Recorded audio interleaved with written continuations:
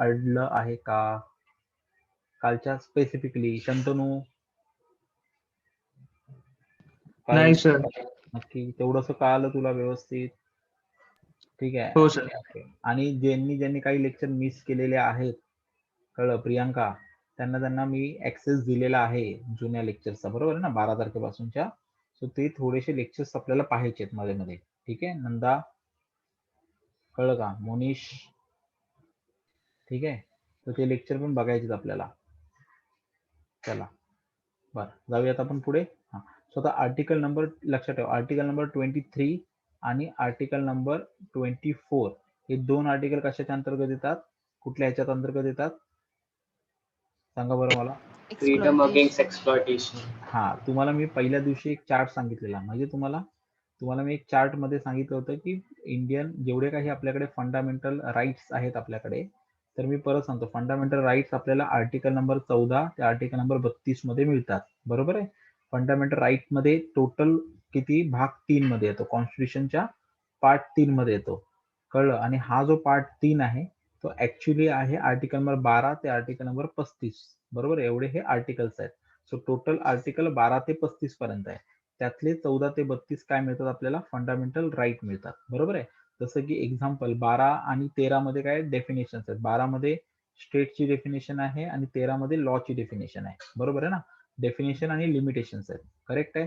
तर actually power कुठे मिळतात तुम्हाला, 14 ते 32 मध्ये मिळतात. या 14 ते 32च्या ज्या काही राईट्स तुम्हाला मिळालेल्या आहेत ते बेसिकली 6 याच्यात मिळालेले. सुरुवातीला 7 होते, आता ते 6 आहेत, बरोबर आहे. 6 कुठले राईट टू इक्वॅलिटी, बरोबर आहे.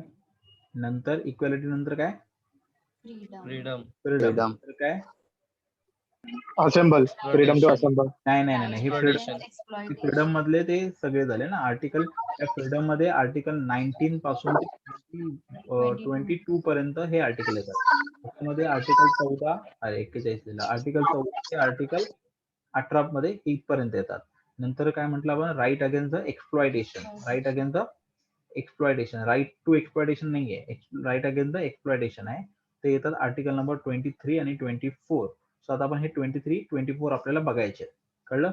आर्टिकल हा कुठला काढला, राईट टू प्रॉपर्टी तुमच्याकडे होता, राईट टू प्रॉपर्टी एक होता तुमच्याकडे, ठीक आहे. आर्टिकल नंबर 31 होता, त्याला मात्र काढून टाकलेला आहे, ठीक आहे. आणि तो फंडामेंटल राईट मधून काढून टाकला आणि त्याला आर्टिकल 300A च्या अंतर्गत त्याला टाकलेला आहे. पार्ट नंबर किती, त्याचा पार्ट नंबर किती सांगितलेला मी, लक्षात राहिला पाहिजे फट. हा 12 का, नक्की का, बघा माझ्यावर नाही येणार.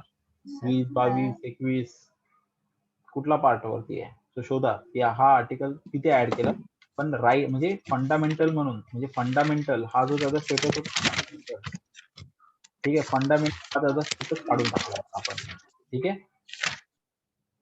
क्लिअर, ठीक आहे. हा, सो आता आपण जो बघतोय तो आर्टिकल 23, 24 बघतोय. लक्षात ठेवा, फंडामेंटल राईट वरती हमखास प्रश्न असतात. हा, ठीक आहे, पार्ट 12, ठीक आहे. आता आर्टिकल 23 आणि 24, आर्टिकल 23 काय सांगतोय, ठीक आहे. त्यामध्ये आर्टिकल 23, 24 कशा आहे, अगेन्स्ट द काय आहे, हा एक्सप्लॉयटेशन आहे ना, अगेन्स्ट द एक्सप्लॉयटेशन म्हणजे काय, शोषणाविरुद्धचा अधिकार, शोषणाविरुद्धचा अधिकार, बरोबर आहे. मग आता हा शोषणाविरुद्धचा जो अधिकार आहे त्याच्यामध्ये काय म्हणतोय, सो एक बघूया. आर्टिकल 23 काय म्हणतोय, आर्टिकल 23 म्हणतोय की ह्युमन ट्रॅफिकिंग, कळ, आणि फोर्स लेबर. सो हा कशाला प्रोहिबिट करतोय, हा कशाला प्रोहिबिशन करतोय, human trafficking. Yes, prohibition of human trafficking, human trafficking, कळलं. हा आपल्याकडे हा खूप मोठा गुन्हा आहे आपल्याकडे, ठीक आहे. आणि हा फंडामेंटल राईट आहे की माझी ह्युमन ट्रॅफिकिंग झाली नाही पाहिजे, मी त्याच्या विरुद्ध दाद, आणि ही कोणाविरुद्धही मी करू शकतो. आणि ह्युमन ट्रॅफिकिंग आणि फोर्स लेबर म्हणजे काय, जबरदस्तीने कामाला लावणारे जे असतात ते फोर्स लेबर. सो आता लक्षात घ्या, प्रोहिबिशन पहिल्यांदा ह्याची डेफिनेशन लक्षात घ्या, ठीक आहे. ह्याच्यामध्ये बेगर, ह्युमन ट्रॅफिकिंग मध्ये बेगिंग पण येते, बेगिंग करतात ना, ठीक आहे. सो कधी पण लक्षात ठेवा, ह्युमन ट्रॅफिकिंग ही फक्त आफ्रिकेमध्ये वगैरे होते असं नाही, आपल्या देशात पण होते. तुम्हाला माहिती असेल की भारतामध्ये अनेक ठिकाणी शहरांमध्ये कॉन्ट्रॅक्टर लोक गावामधून माणसं घेऊन येतात, माहिती तुम्हाला, मुलं घेऊन येतात, कळलं. त्यांना विकत घेऊन आलेले असतात की त्यांच्या लाईफची पण जबाबदारी घेतली जात नाही. इव्हन कधी कधी असं होतं की आणली जातात 15 माणसं, कामाला लावली जातात 15 माणसं, पण ऍक्च्युली रेकॉर्डवर ठेवली जातात 10 माणसं. कळलं. मग त्यांचे पैसे वाटून खाल्ले जातात. काय सांगतोय, त्यातले पैसे तरी वाटून खाल्ले जातात, त्यातली माणसं पण अर्धी मेलेली असतात. आलं लक्षामध्ये? येस येस सर, राजस्थानचे पर्सेंटेज जास्त आहे त्याच्यामध्ये. Correct. So it's one type of human trafficking. नंतर हरियाणामध्ये असं अनेक गोष्टी झाल्या होत्या की आपल्याकडे लग्न करण्यात ज्या गावांमध्ये मुली दिल्या जात नाहीत किंवा अशा अनेक कामांसाठी मुलींची परचेस केलं जातं डायरेक्टली की आम्हाला लग्नासाठी. नॉर्थ ईस्ट मधनं वगैरे असं हरियाणामध्ये हा प्रकार खूप मोठ्या प्रमाणामध्ये घडला होता. आलं लक्षामध्ये? It's one of type of human trafficking. कळलं. म्हणजे आई वडिलांनी जरी त्याला सेल केलं तरी इट्स ह्युमन ट्रॅफिकिंग. नंतर बेगिंग मध्ये लहान लहान मुलांना जेव्हा हे केलं जातं पहिलं, तेव्हा ही मुलं डायरेक्टली काही युनिट्सला विकले जातात आणि त्याच्यानंतर त्या मुलांचा भीक मागण्यासाठी वापर केला जातो किंवा त्यांना रेंट वरती दिलं जातं की माहिती आपल्याकडे काही लोक मुलांना घेऊन बसतात रेल्वे स्टेशनवरती वगैरे बसायचे माहितीये ना, लहान मुलांना घेऊन. ती त्यांची नसायची कारण ते भाड्यावर मिळायचे, दिवसाला भाडं असतं त्याचं. तर तुम्हाला ऐकताना तुम्हाला कसं वाटतं ते माहित नाही, पण भाड्यावरती ती मुलं आणि त्यांना अफू दिला जायचा त्या मुलांना आणि अफूच्या याने ती गुंगीत पडायची म्हणजे त्यांना खायचा पण त्रास नाही.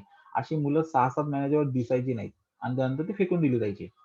कळलं. अनेक वेळेला त्यांना रक्त येण्यासाठी त्यांना ब्लेड पण मारले जायचे आणि मग वरती पट्ट्या गुंडाळून हे केलं जायचं.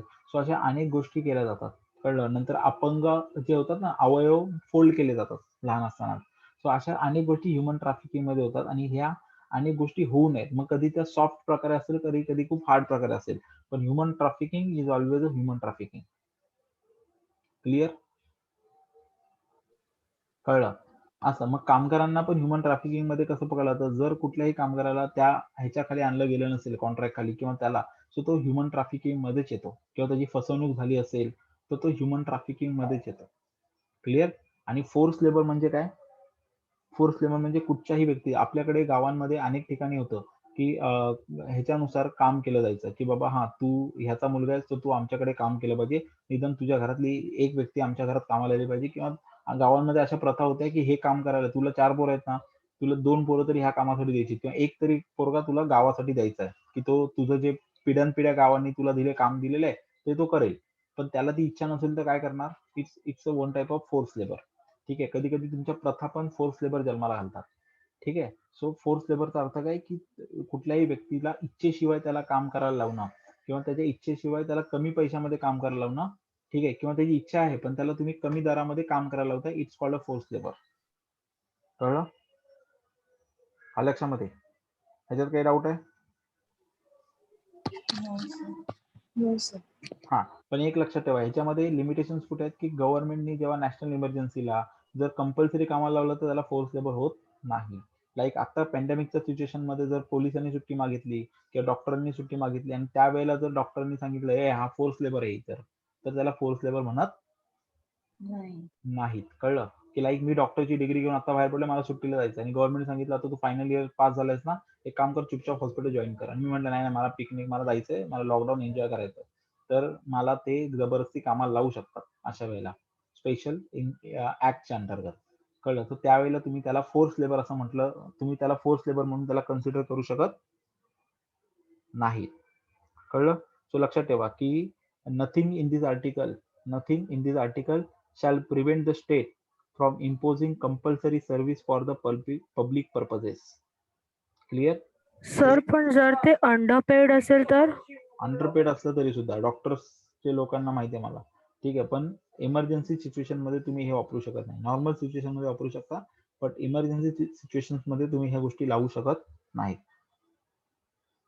क्लिअर? काही सर ते महाराष्ट्रामध्ये बघा फर्स्ट वेव्हला केरलावरून डॉक्टर आणि नर्सेस बोलवले होते, पण त्यांना पेमेंट दिली नाही, मग ते परत निघून गेले. मग ते त्यांच्यावरती काय कार्यवाही नाही झाली? कारवाई होऊ शकते त्यांच्यावरती. कळलं? असं आहे. हा, पण तुम्ही जर स्टेट म्हणजे विदाऊट कुठल्या ऍक्टच्या अंतर्गत, कसं असतं जेव्हा तुम्ही अशा गोष्टी करता ना तेव्हा तुम्हाला कायदे लावावे लागतात. कळलं? ज्याला आपण म्हणतो की इमर्जन्सी ऍक्ट लावावे लागतात तुम्हाला. लक्षात? तेव्हाच तुम्ही ते लागू करू शकता किंवा डिझास्टर ऍक्ट लावावे लागतात आणि अशा वेळेला ऍक्ट लावले की मग तुम्ही ते लागू करू शकता. नॉर्मल कंडिशन मध्ये नाही. कळलं? Okay sir. हा ठीक आहे. बरं त्याच्यामुळे हे इम्पॉर्टंट आहे. ठीक आहे. आर्टिकल 23. ओके. त्याच्यानंतर आर्टिकल 24 सिंपल आहे. आर्टिकल 24 आणि एक लक्षात ठेवा. हा आधी आर्टिकल 24 सांगतो मग सांगतो. आर्टिकल 24 काय आहे इंडियन कॉन्स्टिट्यूशनचं? चिल्ड्रन है ना. काय आर्टिकल 24 काय आहे?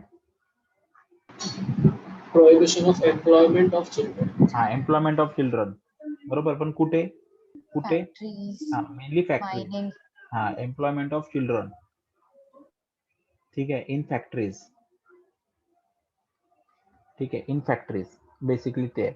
कळलं. आता तुम्ही लक्षात ठेवा प्रत्येक कायद्यानुसार आहे ना ह्याच्यामध्ये चिल्ड्रनची डेफिनेशन काय ही वेगवेगळी असते अनेक कायद्यानुसार. ठीक आहे. तर ह्या आर्टिकल 24 मध्ये कायदा आर्टिकल 24 मध्ये चाइल्ड म्हणजे कोण तर बिलो 14 काय बिलो 14 एज हा जो आहे तो आपण इथे चिल्ड्रन पकडतोय. त्यांना फॅक्टरीमध्ये अलाउड नाहीये काम. ठीक आहे. सो हे त्याच्या अगेन्स्ट आहे किंवा कुठलाही फोर्स लेबर वगैरे त्यांना करून तुम्ही नाही करू शकत. आता अनेकांनी ज्या वेळेला सांगितलं होतं की सिने इंडस्ट्री आहे बरोबर ना कलाकारांची इंडस्ट्री आहे तिथे लहान मुलं असतात मग त्यांचं काय मग त्यांना हा आर्टिकल 24 लागू होऊ शकतो का तर बेसिकली डायरेक्टली आर्टिकल 24 असं लागू होत नाही त्यांना पण त्यांना काही नॉर्म्स पाळावे लागतात की जर मुलं असतील तर परीक्षेमध्ये नुकसान नाही झालं पाहिजे. परीक्षेच्या वेळेला त्यांना शूट नाही असले पाहिजेत. त्यांना एवढ्या तासाच्या वरती त्यांची शिफ्ट नाही पाहिजे. नाईट शिफ्ट नाही पाहिजेत. कळलं. त्याच्यानंतर त्यांच्या मूडनुसारच काम झालं पाहिजे असे सगळे रूल्स आहेत. ते रूल्स फॉलो केल्या आणि त्यांचे पॅरेंट्स त्यांच्यासोबत असायला हवेत कंटिन्युअसली. ठीक आहे. ह्याच्यानुसारच काय होतं ते तर त्यांना अलाउड केलं होतं. ठीक आहे. काय डाऊट ह्याच्यामध्ये? हा सो आर्टिकल 24 हा सिंपल छोटा आहे. पण आता एक लक्षात ठेवा की काही आर्टिकल जे असतात ना हे तुमच्याकडे डायरेक्ट लागू होतात. पण तुमच्याकडे फंडामेंटल राईट जरी असला तरी प्रत्येक राईट अनेक राईट लागू होण्यासाठी तुम्हाला कायदे बनवावे लागतात. सो तुम्हाला हे जे दोन आहेत हे जर तुम्हाला फोर्सफुली लावायचे असतील किंवा जर तुम्हाला काय म्हणतात त्याला जर तुम्हाला हे ऍक्टिव्हली तुम्हाला हे चालवायचे असतील ठीक आहे त्याचा इफेक्टिव्ह यूज करायचा असेल तर त्यासाठी लॉ पास करावे लागतात. काय पास करावे लागतात? लॉ. हे लॉ कसले असतात? पनिशमेंटचे लॉ असतात. कसले लॉ असतात? पनिशमेंटचे. म्हणजे समजा आता समजा की मी चाइल्ड आहे आणि मला अधिकार आहे की बाबा मला फॅक्टरीमध्ये काम नाही करायचंय तुम्ही मला कामाला नका पाठवू घरच्यांना किंवा कोणी मला लावलं कामाला कंपल्सरी ठीक आहे पण मला लावलं कामाला मी काय करू मी पोलीस स्टेशनला कंप्लेंट करू मी तर छोटा मुलगा आहे आणि मला मध्ये धरला मग त्यांनी ठीक आहे मग मी आपला गपचूप काम करतोय मोठं झालं की बघूया ना आता राहू दे आता काम करू ठीक आहे मग अशा वेळेला जर हे कोणी उघडकीस आणलं आणि ती तुमची फंडामेंटल ड्युटी पण आहे की तुम्ही सिटीजन म्हणून तुम्हाला हे करायचंय ठीक आहे सो अनेक एनजीओज वगैरे तुम्हाला माहिती आहे लास्ट टाइम मॅगसेसे ज्यांना मिळाला होता नोबेल ज्यांना मिळाला होता प्रत्येक सत्यार्थी त्यांनी ह्याच्यासाठीच काम केलं होतं आणि त्यासाठी त्यांना तो नोबेल मिळाला होता ठीक आहे त्यामध्ये त्यांचे कितीतरी जे व्हॉलेंटियर्स आहेत ना ते पण मेलेत असे लहान मुलांना वाचवता अटॅक्स वगैरे होऊन त्यांच्यावरती ठीक आहे तर एम्प्लॉयमेंट ऑफ चिल्ड्रन हा सो हे जे आहे ह्याच्या अगेन्स्ट जर काही झालं तर मग काय मग ते पकडले गेले लोकांना काय फक्त सोडून देतोय कायच्याला कामाला लावलं काय येडायस का तू कामाला लावू नकोस असं बोलून चालेल का नाही मग ज्यांनी हे कायदे तोडलेले आहेत कळलं ज्यांनी हे फंडामेंटल राईट माझ्याकडनं हिसकावून घेतले त्यांना शिक्षा करण्यासाठी हे पनिशमेंट लॉ करावे लागतात कळलं म्हणजे जर एखाद्या गोष्ट अधिकार दिला पण माझा अधिकार जो हिरावून घेईल त्याला काय करायचं मग त्याला पनिशमेंट झाली पाहिजे ना सो कुठच्याही गोष्टीला म्हणजे त्याला एक असतं की if there is a remedy if there is a law if there is a right there is a remedy म्हणजे काय जर एखाद्या ठिकाणी अधिकार असेल तर अधिकार गेल्यानंतर काय त्याच्यावरती काहीतरी उपाययोजना पाहिजे असते कळलं सो ह्याला रेमेडी काय तर ह्याच्या अगेन्स्ट काही लॉ आपण बनवलेले आहेत कळलं पिनल कोडच्या अंडर किंवा ऍक्ट बनवलेले आहेत ते ऍक्टच्या अंतर्गत मग तुम्हाला शिक्षा होते जो कोणी तोडेल त्याला काही डाऊट No, sir. ठीक आहे आता आपण जाऊया आर्टिकल 25 आता मला सांगा आर्टिकल 25 ठीक आहे आर्टिकल 25 पासून ते आर्टिकल 28 पर्यंत किती लक्षात ठेवा आर्टिकल नंबर 25 ते आर्टिकल नंबर 28 पर्यंत तुम्हाला कुठले अधिकार मिळतात कुठला freedom of religion freedom of religion बरोबर आहे धर्माचं स्वातंत्र्य ठीक आहे पण रिलीजन काय करायचं तुम्हाला स्वातंत्र्य मिळतं तर तुम्ही ते प्रोफेशन करू शकता प्रोफेशन म्हणजे काय तुम्ही त्याला इम्प्लिमेंट करू शकता. ठीक आहे, म्हणजे पाया पडणं ते करणं, प्रॅक्टिस करू शकता. ठीक आहे, आणि प्रोपोगेशन करू शकता, म्हणजे काय त्याला वाढवू शकता. प्रोपोगेशन म्हणजे काय, धर्माचा प्रचार तुम्ही करू शकता.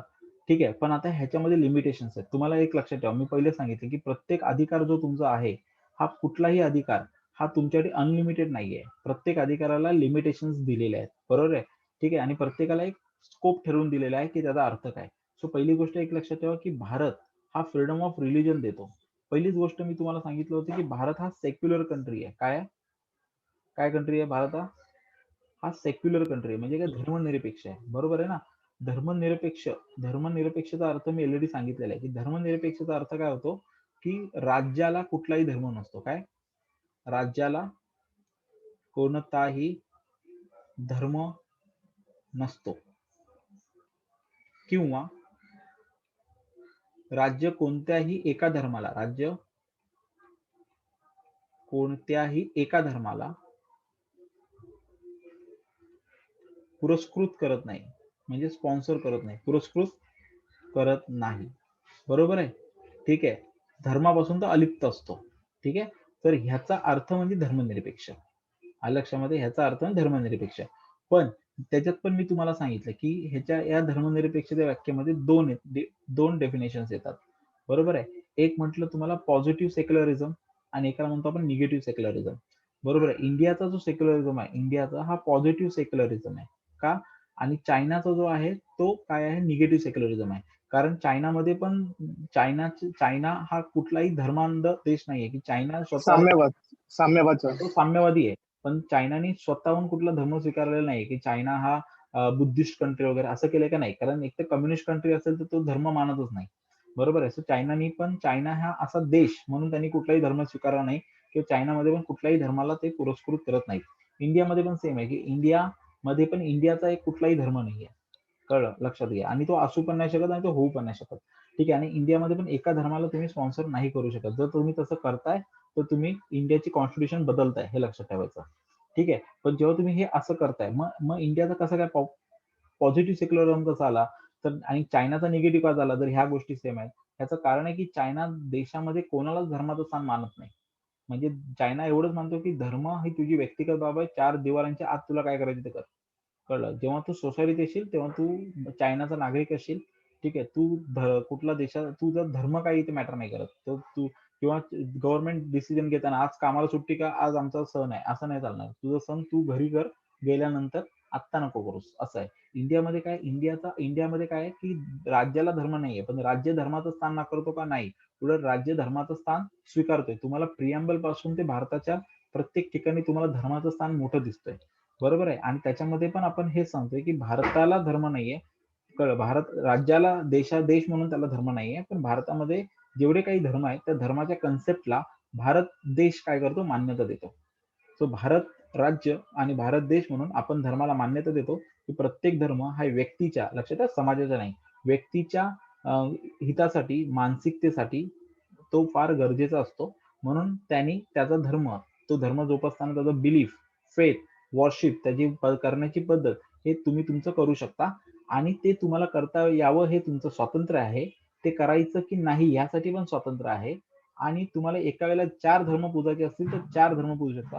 तुम्हाला नवीन धर्म काढायचे, तुम्ही नवीन धर्म काढू शकता. कारण धर्म ही वैयक्तिक बाब आहे, त्याच्यामध्ये राज्य पडणार नाही, कळलं. पण तुम्हाला तुमचा धर्म जो काही तुम्ही ठरवाल तो कशा पद्धतीने फॉलो करायचा हे तुम्ही ठरवू शकता.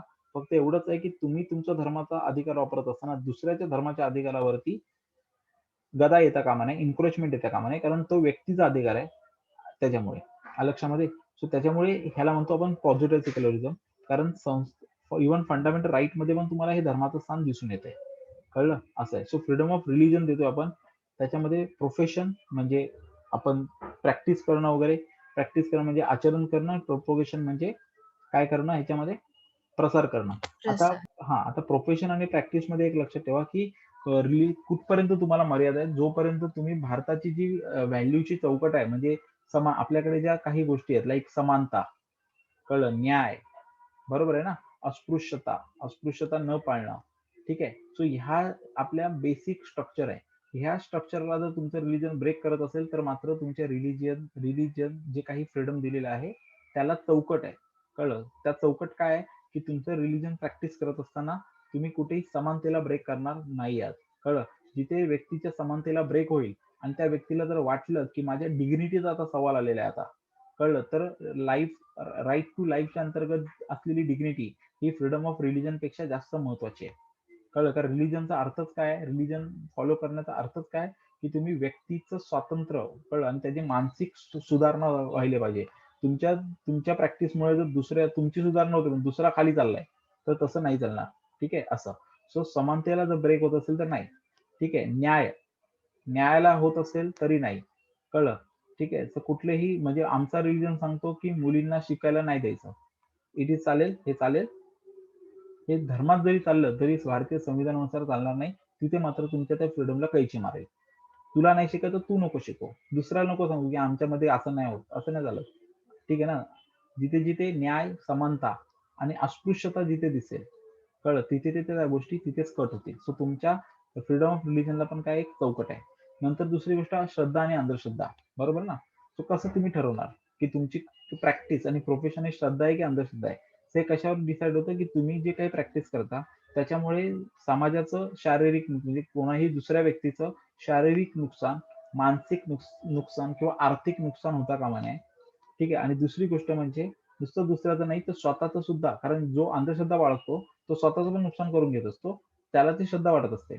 मग तुझी श्रद्धा अंधश्रद्धा आहे की नाही हे कुठपर्यंत डिपेंड करेल, जोपर्यंत त्या श्रद्धेमुळे किंवा त्या प्रॅक्टिसमुळे तुझं मानसिक, शारीरिक किंवा आर्थिक नुकसान होत नाहीये. जर तसं होत असेल तर मात्र सरकार तुला स्वतःला पण थांबवेल. कळलं? म्हणजे एखादा म्हणतो की नाही आमच्याकडे परीक्षा जवळ आल्या की काय करतो आम्ही, जाऊन डोकं दगडावर आपटतो जोर जोरात की थोडं रक्त आलंच पाहिजे म्हणजे, किंवा एक तरी थोडंसं हार्ट फ्रॅक्चर झालं पाहिजे. ठीक आहे? तर तसं जरी तुम्ही स्वतःबद्दल करत आणि तुमची श्रद्धा जरी असली तरी ती अलाउड नाही. कळलं? सो तुमचं फ्रीडम ऑफ रिलिजन अगेन काय आहे, एका चौकटीमध्ये आहे. कळलं? आणि प्रोपोगेशन म्हणजे काय की तुम्ही प्रसार करू शकता का? हो, प्रत्येक जण आपापल्या धर्माचा प्रसार करू शकता. पण प्रसार करताना दोन गोष्टी लक्षात ठेवायची की पहिली गोष्ट म्हणजे स्वतःच्या धर्माचा प्रसार करताना दुसऱ्याचा धर्म कसा वाईट आहे हे सांगण्याचा तुम्हाला अधिकार नाहीये. तुझ्या धर्मामध्ये काय चांगलं आहे त्याचा प्रसार तू कर.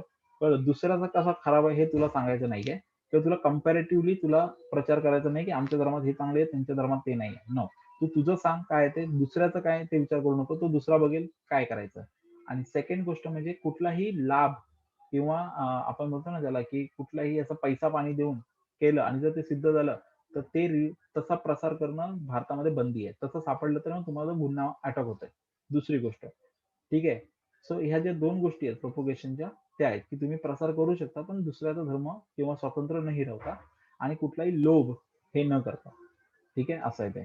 सो आर्टिकल 25 ते 28 हे सांगतात freedom of religion.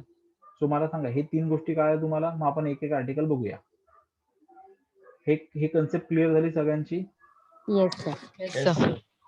Yes, sir. Yes. So जाऊया आपण आर्टिकल 25 कडे. ठीक आहे? सो ऑब्व्हियसली आर्टिकल 25 बेसिकली जे मी तुम्हाला सांगितलं तेच तो सांगतो. ठीक आहे? की फ्रीडम देतोय. आर्टिकल 25 काय करतो तुम्हाला? फ्रीडम देतोय. कशाचं फ्रीडम देतोय तो? कशाचं फ्रीडम देतोय तो?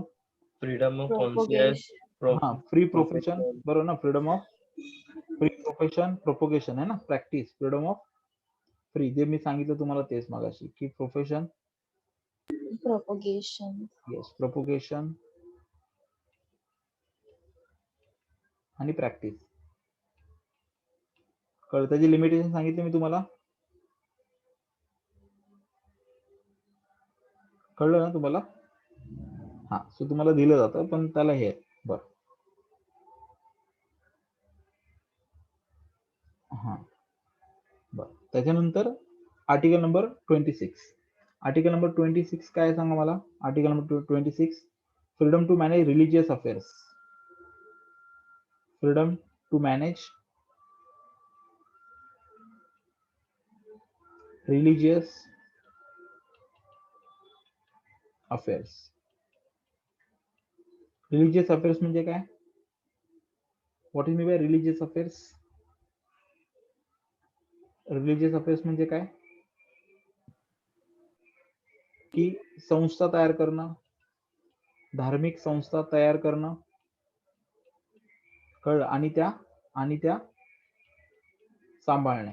बरोबर ना, मॅनेज करणं. कसं करायचं ते करा. ठीक आहे. त्याच्यानंतर धार्मिक बाबी सांभाळणं.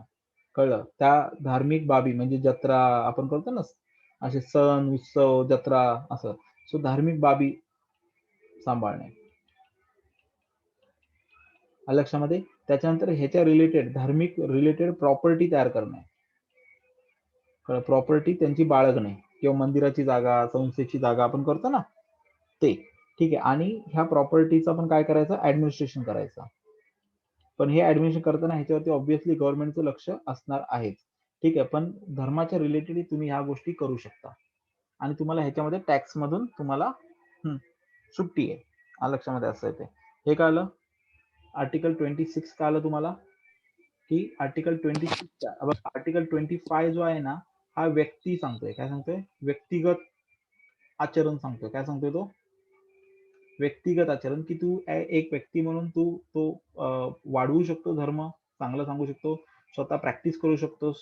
बरोबर आहे. आणि ते कसंही कर, एका धर्माची कर, एका वेळेला 4ची कर, नाही तर नको करूस, तुझ्यावर आहे. सो हा व्यक्तिगत आहे. पण ज्या वेळेला आपण आर्टिकल 26 सांगतोय, तर आर्टिकल 26 हा कशाबद्दल सांगतोय? बेसिकली धार्मिक संस्थांबद्दल सांगतोय. कशाबद्दल सांगतोय तो? आर्टिकल 26 हा धार्मिक संस्थांबद्दल आर्टिकल सांगतोय, की धार्मिक संस्था तयार करायचा तुम्हाला अधिकार आहे की नाही. आणि तो फंडामेंटल अधिकार आहे, की तुम्ही धार्मिक संस्था वगैरे, आपण नाही गणपती मंडळ वगैरे करतो आणि उत्सव करतो. सो तो तुम्ही का करू शकता? तुम्हाला का नाही कोण रोखू शकत? कारण आर्टिकल 26 तुम्हाला ती पॉवर देतं. मला मंगळवारचा उपवास पकडायचा आहे, मला माउंट मेरीचा पण उपवास पकडायचा आहे, आणि मला त्याच दिवशी आपल्या हजेरीला पण जायचंय. मी जाऊ शकतो. बरोबर आहे. आणि मला वाटलं तर दादर ईस्टला तिकडे आपलं शिखांचं हे आहे, तिथे पण जाऊन मी जेवण येऊ शकतो. सो माझी व्यक्तिगत आचरण आहे.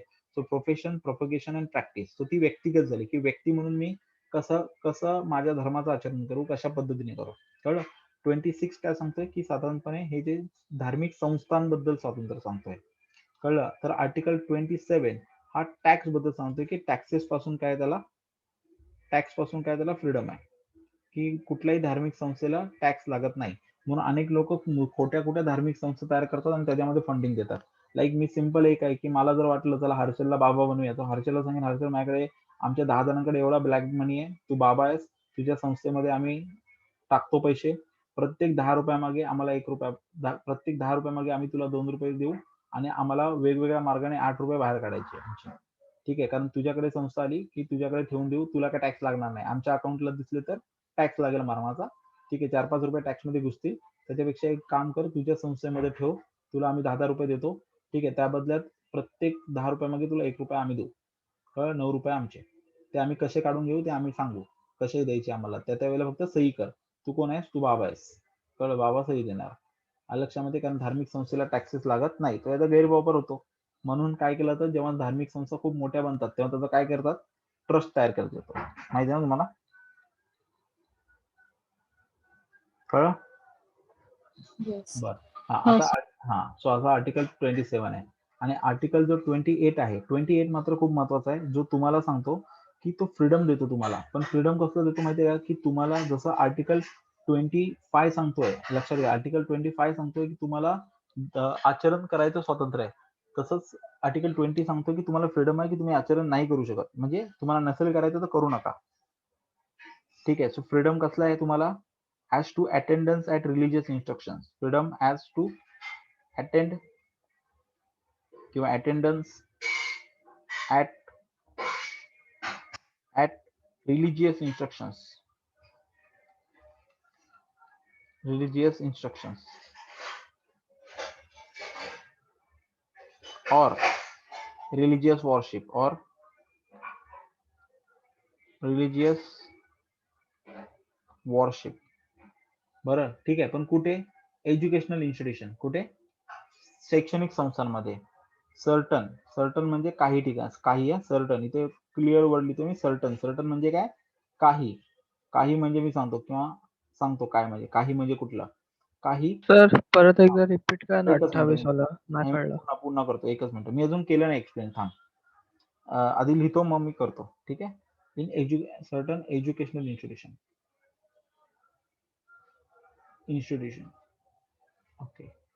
आता बघा, तुम्हाला 28 आर्टिकल काय देतोय? फ्रीडम देतोय. पण कशापासून? एखाद्या व्यक्तीला सांगतोय तो की जर तुला कुठलंही रिलिजियस इन्स्ट्रक्शन म्हणजे काय, रिलिजियस म्हणजे काय, धार्मिक आदेश किंवा धार्मिक सूचना, कळलं, धार्मिक आदेश किंवा धार्मिक सूचना किंवा पूजा किंवा धार्मिक पूजा, कळलं, पूजा किंवा आपण ज्याला म्हणतो ना प्रार्थना, कळलं, तुम्ही ह्याच्यापासून तुला फ्रीडम आहे. म्हणजे काय, की मी एखाद्या शाळेमध्ये शिकतोय आणि त्या शाळेमध्ये जर का आपल्याला सांगितलंय की चला हात जोडा, आता आपण एका देवाची पूजा करूया, बरोबर आहे, तर मी तिथे सांगू शकतो की पहिली 2 गोष्टी, एक तर मी ह्या रिलिजनला मानत नाही, त्यामुळे मला तुमचा जो प्रार्थनेचा तास आहे त्याला नाही बसायचं. पहिली गोष्ट, मी काही 3-4 एक्झाम्पल देतो. त्यातलं पहिलं एक्झाम्पल, की एखादा मुलगा आहे, तो डायरेक्ट सांगू शकतो की तुमचा जो प्रार्थनेचा तास आहे आणि तुम्ही ज्या देवाची प्रार्थना करताय किंवा ज्या धर्माची प्रार्थना करताय ती मला करायची नाहीये. ठीक आहे. तर शाळा त्याला किंवा कुठलेही एज्युकेशन इन्स्टिट्यूट त्याला ते कंपल्शन करू शकत नाही की तू उभा राहा. इथे कंपल्सरी आहे. तू जर या शाळेत येतोय तर तुला कंपल्सरी आहे, असं ते सांगू शकत नाहीत. मग त्यांना 2 गोष्टी, एक तर त्याला वर्गात नेऊन बसवा, नाहीतर सेम प्रार्थना, आणि तो ते सांगू शकतो की जर तुमचा जो आवर आहे तो जर प्रे आवर असेल, माहिती आहे ना प्रे आवर असतो, तर त्या प्रे आवर मध्ये जर तुम्ही XYZ गॉडची पूजा करताय तर मला माझ्या ABC गॉडची पूजा करायची आहे. संपला विषय. कळलं. आणि त्या एज्युकेशन इन्स्टिट्यूटला मग तो एक मुलगा असेल नाही तर 10 मुलं असतील, त्यांना ती सोय करून द्यावी लागते. किंवा डायरेक्टली तो सांगू शकतो की या आरला मी बसणार नाही. ठीक आहे. सो कोणीही तुमच्यावरती, किंवा एखादा जर ॲथिस्ट असेल की नाही मी धर्मच मानत नाही ना, मी धर्म नाही करत. ठीक आहे. माझे 1-2 चांगले फ्रेंड्स आहेत की जे प्रॉपरली नास्तिक आहेत. प्रॉपरली नास्तिक म्हणजे की ते म्हणजे ते कुठल्याही रिलिजनचे असो, पण ते ज्या काही रिलिजनचे आहेत, वेगवेगळ्या रिलिजनचे आहेत, ते बिलकुल धर्म नाही मानत. म्हणजे ते पायच नाही पडत. ठीक आहे. त्यांना एका एज्युकेशन इन्स्टिट्यूट ह्याचा आपण म्हणतो ना की त्याला सत्काराला बोलवलेलं आणि त्याचं स्पीच होतं. तुम्हाला माहिती आहे की स्टेजवरती जेव्हा आपण स्पीच करतो तेव्हा जाऊन आधी समई वगैरे हे करतो, माहिती आहे ना तुम्हाला? हो सर, हो. हो सर. आणि ते एका शाळेने बोलवलेलं, कारण तो ऑलरेडी प्रोफेसर आहे. ठीक आहे. तर आणि आता तो आंध्रा गव्हर्नमेंटसाठी सेक्रेटरी आहे. आंध्रा गव्हर्नमेंटचा सेक्रेटरी आहे तो लॅटरल एंट्रीने. ठीक आहे. आणि फर्स्ट अटेम्प्ट मध्ये UPSC पण क्लिअर आहे, CDS वगैरे पण क्लिअर आहे. ठीक आहे. आणि त्यांनी टीस्ट मध्ये पण केलंय. सो आहे त्या 4-5 डिग्री आहेत. तर त्यांनी डायरेक्ट सांगितलं की हे काय, म्हणजे मी एक तर मी शूज काढणार नाही आणि पहिली गोष्ट म्हणजे पूजा पण करणार नाही, कारण मी अपोजच करतो या गोष्टीला. तर त्याला कुठलं धर्म म्हणजे कुठलाही रिलीजन हे करतो. सो काय अख्ख्या शाळेला काहीच नाही करत, बाकीच्यांना करतात, नाही तुम्ही करा, की तुमचा अधिकार आहे, तुम्ही करा. सो तो त्यांनी स्पीच वगैरे सगळं केलं, पण तो काय पाया पडायला गेलाच नाही कधी कुठे. ठीक आहे. आपण म्हणतो, पण तो तेवढा खंदापुरच करतोय की नाही म्हणजे नाही. ठीक आहे. सो हे जे गोष्टी असतात त्याचा तो अधिकार आहे. कळलं. तो त्याला अधिकार कोणी दिला? आणि तो शाळेपासून करत होता. त्याची आई सांगते की तो शाळेपासून तसंच करतोय. कळलं. कारण त्यांनी 7वी-8वी ला असताना त्यांनी पॉलिटिकल थिंकर स्वतःला सुरुवात केली आणि त्या डोक्यावर झाला परिणाम. चांगला वाईट ते लोक ठरवतील. ठीक आहे. पण त्यापासून तो तसाच की नाही म्हणजे नाही. कळलं. आणि त्यांनी शाळेत पण ते केलं. सो त्याला तो अधिकार कोणी दिला? त्याचे आई वडील पण त्याला जबरदस्ती नाही करू शकत किंवा कोणी नाही करू शकत. कोणी दिला तुम्हाला हा अधिकार? आर्टिकल 28 ने दिलेला आहे. आलं लक्षामध्ये? ठीक आहे. असं आहे. आता तुम्हाला ह्याची दुसरी बाजू सांगतो. एक म्हणजे असं आहे की तुम्हाला एक प्रार्थनेचा तास सोडला तर तुम्ही, जर का तुमची गव्हर्नमेंट ही जर एडेड असेल किंवा पार्शली एडेड असेल, तर तुम्ही तुमच्या कुठच्याच शाळेमध्ये रिलिजियस टीचिंग करू शकत नाही. हे एक लक्षात घ्या. काय सांगतो मी तुम्हाला? कुठच्याच शाळेमध्ये तुम्ही रिलिजियस टीचिंग करू शकत नाही, जर ती शाळा किंवा कुठली एज्युकेशन इन्स्टिट्यूट ही जर फुल्ली फंडेड असेल किंवा पार्शली फंडेड असेल तर. कळलं. किंवा कोणीही कंप्लेंट करू शकतं की तुमचं इन्स्टिट्यूट हे एका रिलिजनला प्रमोट करतं. सो आपल्याकडे ते मान्यता नाहीये पहिली गोष्ट. ठीक आहे. हां, जे पूर्णपणे प्रायव्हेट फंडेड आहेत ते करू शकतात. आलं लक्षामध्ये? असं आहे ते. फक्त ह्याच्यामध्ये एकच आहे की मदरसाजना आपण तेवढी सूट दिली होती गव्हर्नमेंटनी. ठीक आहे. की बाबा, पण ते पण कुठच्या बेसवरती, की ज्या मदरसाज आहेत, त्यांना आम्ही फंडिंग देऊ, त्यांच्या शिक्षकांना आम्ही पगार देऊ. कळलं. पण एका अटीवरती की तुम्ही मदरसाजमध्ये ज्यावेळेला तुम्ही रिलिजियस टीचिंग करा त्याच्याबरोबर ती स्टेट बोर्डाची पुस्तकं शिकवायची. कळलं. म्हणजे ते वाईस वर्सा होतं. याचं कारण काय होतं की सगळ्यात जास्त अनएम्प्लॉयमेंटचं प्रमाण जे आहे आणि गव्हर्नमेंट सर्व्हिस मधले प्रमाण जे आहे ते मदरसाज मधून जी मुलं शिकतात त्यांचं फार कमी आहे. म्हणजे जो डाटा काढला गेला, जी मुलं शाळांमधून शिकतात त्या मुलांना गव्हर्नमेंट जॉब किंवा म्हणजे ते ऑर्गनाइज सेक्टरमध्ये, अनवर्न सेक्टरमध्ये किंवा जे आपल्याकडचे सगळं त्यांना माहिती असतं. सो थोडा फरक पडतो. पण जी मदरसामधून पूर्ण शिकलेली आहेत त्यांच्यामध्ये खूप डिफिकल्टी त्यांना गव्हर्नमेंटमध्ये आणणं, गव्हर्नमेंट जॉबमध्ये आणणं, ऑर्गनाइज सेक्टरमध्ये आणणं, ह्याच्यात खूप साऱ्या गोष्टी दिसून नव्हत्या आलेल्या. किंवा बेसिक नॉलेज असणं, ठीक आहे, हिस्ट्री, जिओग्राफी वगैरेचं सायंटिफिक अप्रोच असणं हे खूप कमी ठिकाणी दिसलं. सो गव्हर्नमेंटने हा डिसिजन घेतला की आपण मदरसाला, कारण मदरसाची कंडिशन त्या मानाने वाईट असते की तिथे पैसे मिळतीलच असं नाही. त्यामुळे मग गव्हर्नमेंटने तो पाऊल उचललं की ज्या मदरसा रिलिजियस टीचिंग बरोबर ती स्टेट बोर्ड पढवते. कळलं? असं नाही की स्टेट बोर्ड वरती रिलिजियस पढवा, हे चुकीचं आहे. रिलिजियस शिकवतं तिथे स्टेट बोर्ड पण वाचायला शिकवा. कळलं? तर आम्ही तुम्हाला थोडीफार फंडिंग देऊ. कळलं? पण असं असं एक लक्षात ठेवा की पहिली गोष्ट काय लक्षात ठेवा आर्टिकल 28 बद्दल, की तुम्ही कोणालाही कंपल्सरी करू शकत नाही. कळलं? की तू ह्या प्रार्थनेत असेल किंवा ह्या वर्शिप किंवा कुठलीही धार्मिक सूचना किंवा प्रार्थनेला उपस्थित राहा किंवा ती कर. आयदर त्याला ते अधिकार आहे की तो नाही बसणार त्याला किंवा त्याला वेगळी व्यवस्था तुम्हाला करून द्यावी लागेल. 2 की एज्युकेशन इन्स्टिट्यूट जे स्टेट ऍडमिनिस्ट्रेट करतंय किंवा त्यात फंडेड आहेत, एडेड किंवा नॉन एडेड एडेड किंवा हाफ पार्टली एडेड असेल तर ते रिलिजियस टीचिंग करू शकत नाही. कळलं? कळलं? Is it sir clear? म्हणजे कॉन्व्हेंट स्कूल असतात तिथे तर कंपल्सरीच करायला लावतात ना.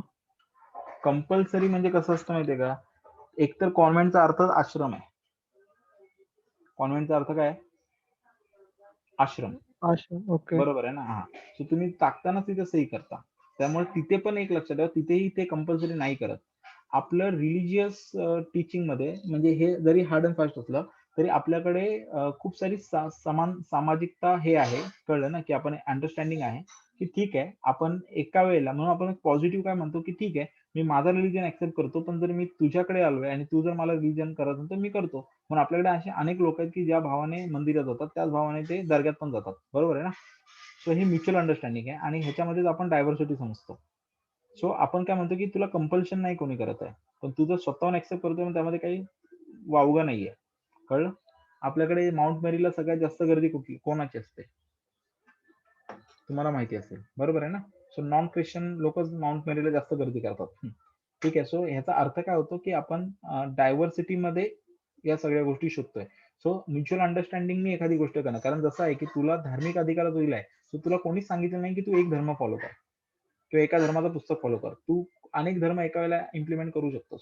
फक्त एवढंच आहे की तुझ्या मताविरुद्ध कोणी काही करू शकत नाही. आलं लक्षामध्ये?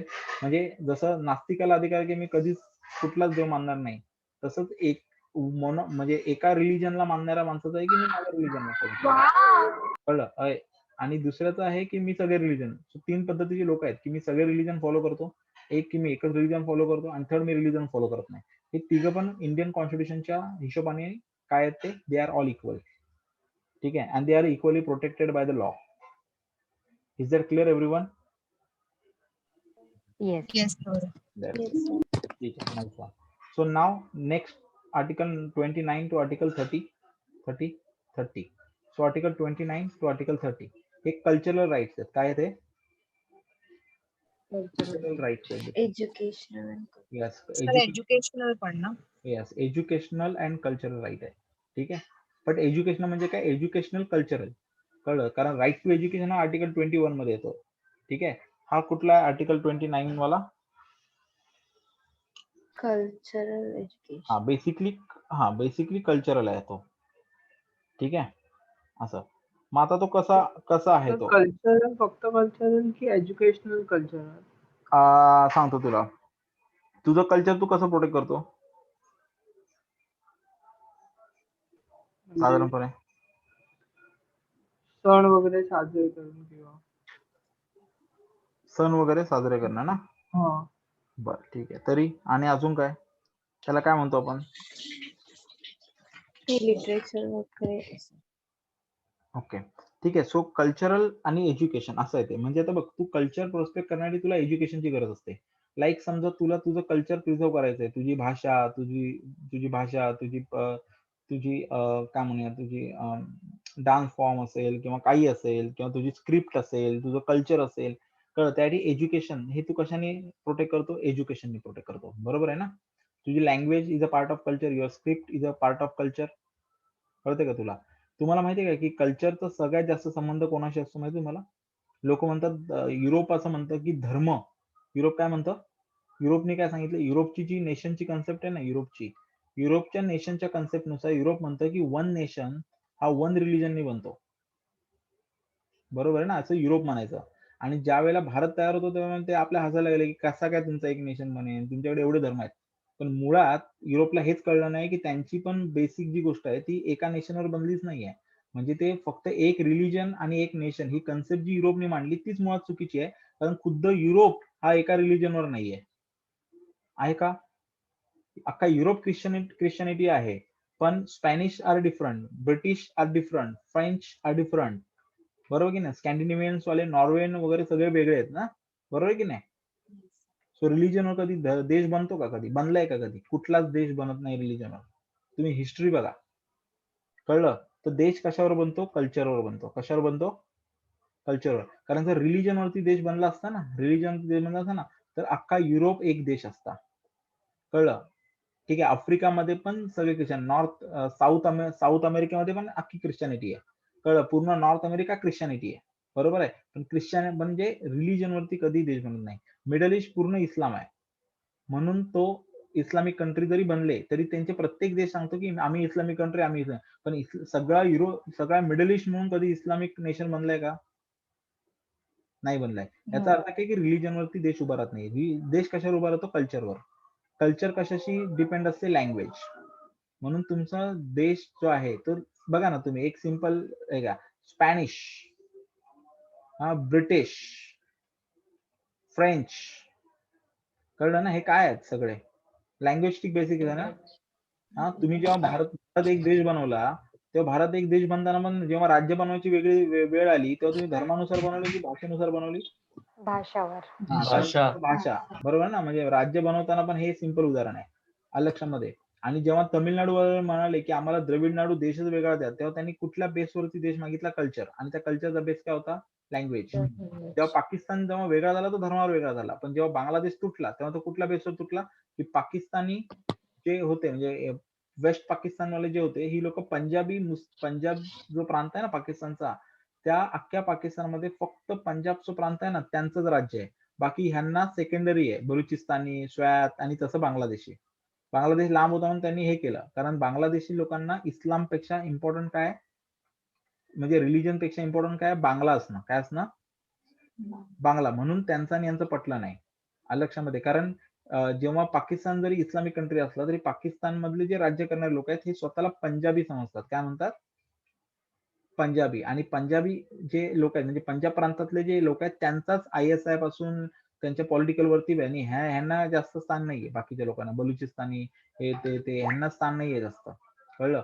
तसं बंगालला नव्हतं. कळलं? भारतामध्ये पण आता तुम्ही बघा, ठीक आहे. आणि आता तर पुढची गोष्ट आहे की ह्याच्या पुढे म्हणजे कल्चर हा एक बेस असतो. आलं लक्षामध्ये. त्याच्यामुळे कल्चर, लँग्वेज वगैरेवरती डिपेंड राहतं आणि ह्याच्यावरती नेशनची कन्सेप्ट डिपेंड असते की एक कल्चर आणि एक नेशन बनतं.